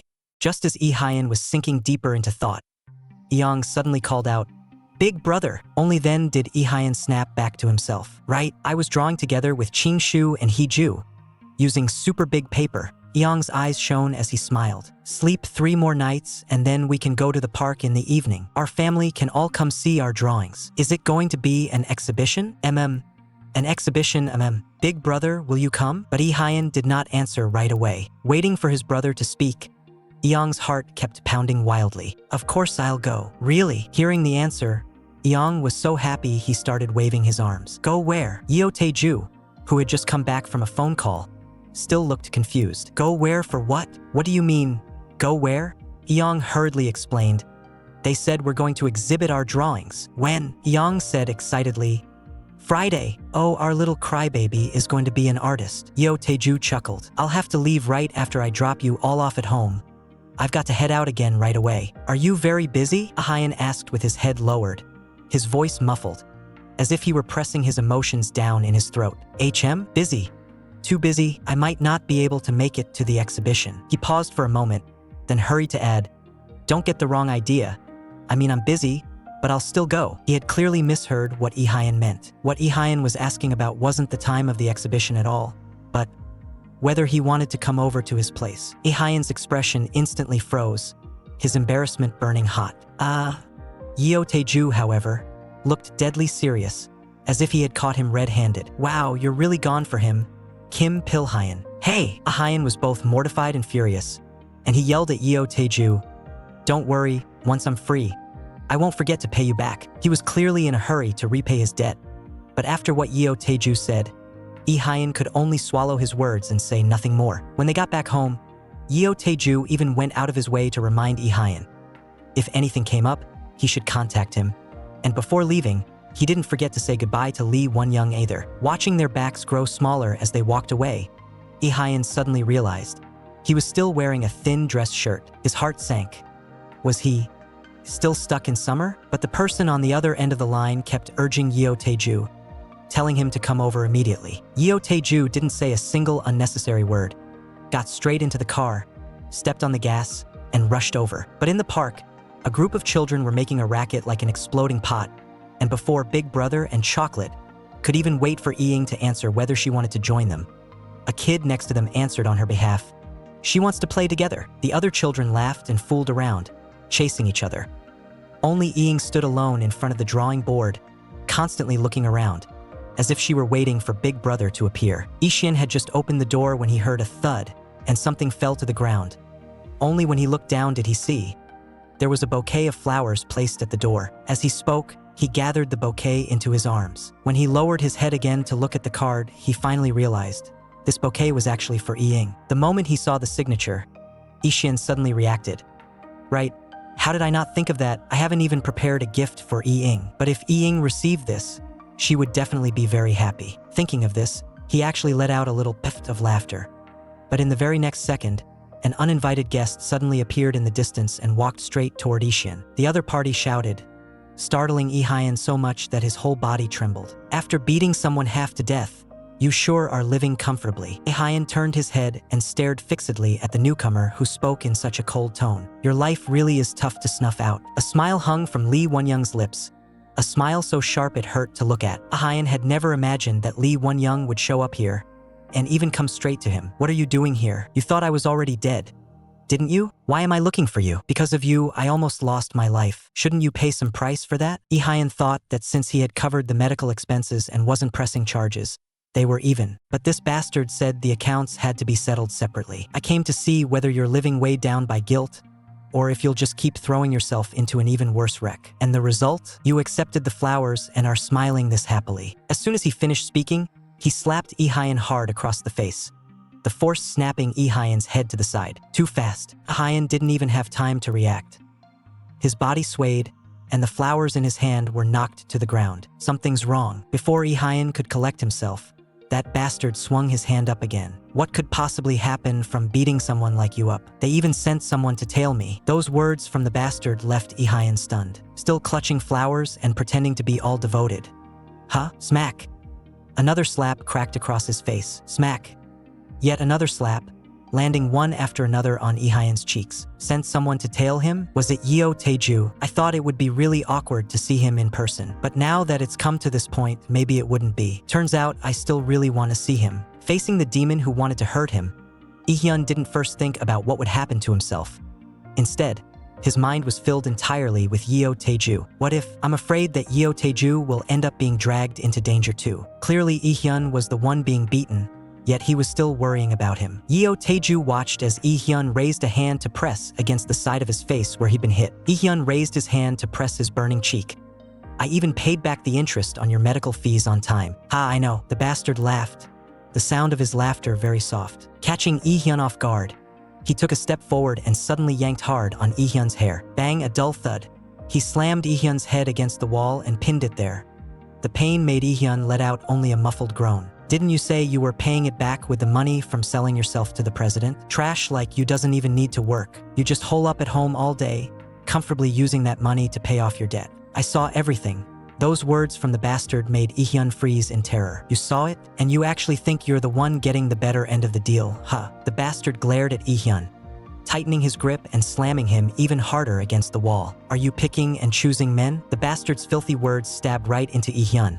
His expression instantly turned so dark it was frightening.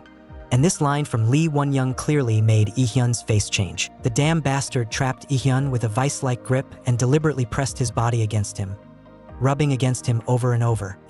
Are you going to take it? Are you going to take it, you punk? Ui-hyeon was so enraged by that disgusting movement that he was shaking. Let go. Lee Won-young pressed Ui-hyeon's head even harder against the wall. Pain and fury crashed down together, and Ui-hyeon's whole body wouldn't stop trembling. Hey, a punk who took a bit of money dares to pick on people? The president can do it, but I can't? Ui-hyeon struggled desperately to break free, but was slammed back against the wall by Lee Won-young. What, you still want to hit me? Go ahead and try. This time, why don't you just take me for real? With that one taunt from Lee Won-young, Ui-hyeon froze on the spot. Go on then, try it. Ui-hyeon helplessly lowered his head, forcing himself with all his strength to crush down the fury this bastard had stirred up. That's right, you need to have at least a bit of conscience. Seeing that Ui-hyeon was no longer resisting, Lee Won-young smiled smugly, but his hands still wouldn't behave, continuing to grope around. Ha! A disgusting flush crawled over his face. Ha! Just as he was about to go even further, a strong hand suddenly clamped down on his filthy, lecherous fat hand. Who are you? The neighbor's forearm veins bulged, his face dark and terrifying as he glared death at Lee Won-young. What do you think you're doing? Every word was forced out like it was being ground between his back teeth. The neighbor grabbed the very hand that had just been doing evil, yanked it violently away from Ui-hyeon, with such force that the bastard staggered back several steps, howling on the spot from the pain. What the hell are you doing, you bastard? The bastard howled in pain. What the hell are you doing, you bastard? Hae-sung completely exploded and roared at him in fury. But seeing Hae-sung this enraged because of him, Ui-hyeon only panicked more, afraid something really bad would happen. No, how did I even endure it back then? And why do I have to keep enduring it? What's even more ironic is, if that kind of thing happened one more time, maybe you'd also become one of those people who owes someone a life. My mission might also be escalated, so I must minimize the risk and absolutely cannot let the consequences spiral out of control. Ui-hyeon hurriedly rushed up to stop Hae-chung. Ming-di, wait a second, brother, stop. Hae-chung froze for a moment, looking at Ui-hyeon with shock and confusion. Just stop first. Only then did Hae-chung see clearly Ui-hyeon's face, injured from the beating. Stop first, brother, your face. His voice suddenly jumped several decibels, almost a roar. Just stop first, brother. That face, originally clean-cut and handsome, had actually been beaten into such a state. The anger Hae-chung had just barely forced down surged up again in an instant. He raised his fist, ready to smash it down. Calm down. I told you to stop. I told you to stop. Ui-hyeon reached out and grabbed Hae-chung's arm in a death grip to block him. Don't. Just stop. Hae-chung's strength was too great, so Ui-hyeon could only rush in front of him and wrap his arms tightly around Hae-chung's arm, refusing to let go. Seeing Ui-hyeon repeatedly and desperately trying to dissuade him, Hae-chung finally lowered his fist obediently. With eyes full of both heartache and forced restraint, he stared fixedly at Ui-hyeon. Although I didn't want to let go, in the end I still loosened my grip on that bastard's hand. As soon as I let go, that bastard, as if afraid of getting beaten, immediately turned around and bolted away at a dead run. Hae-chung opened his mouth, but the words jammed in his throat. After quite a while more, Ui-hyeon finally managed to catch his breath.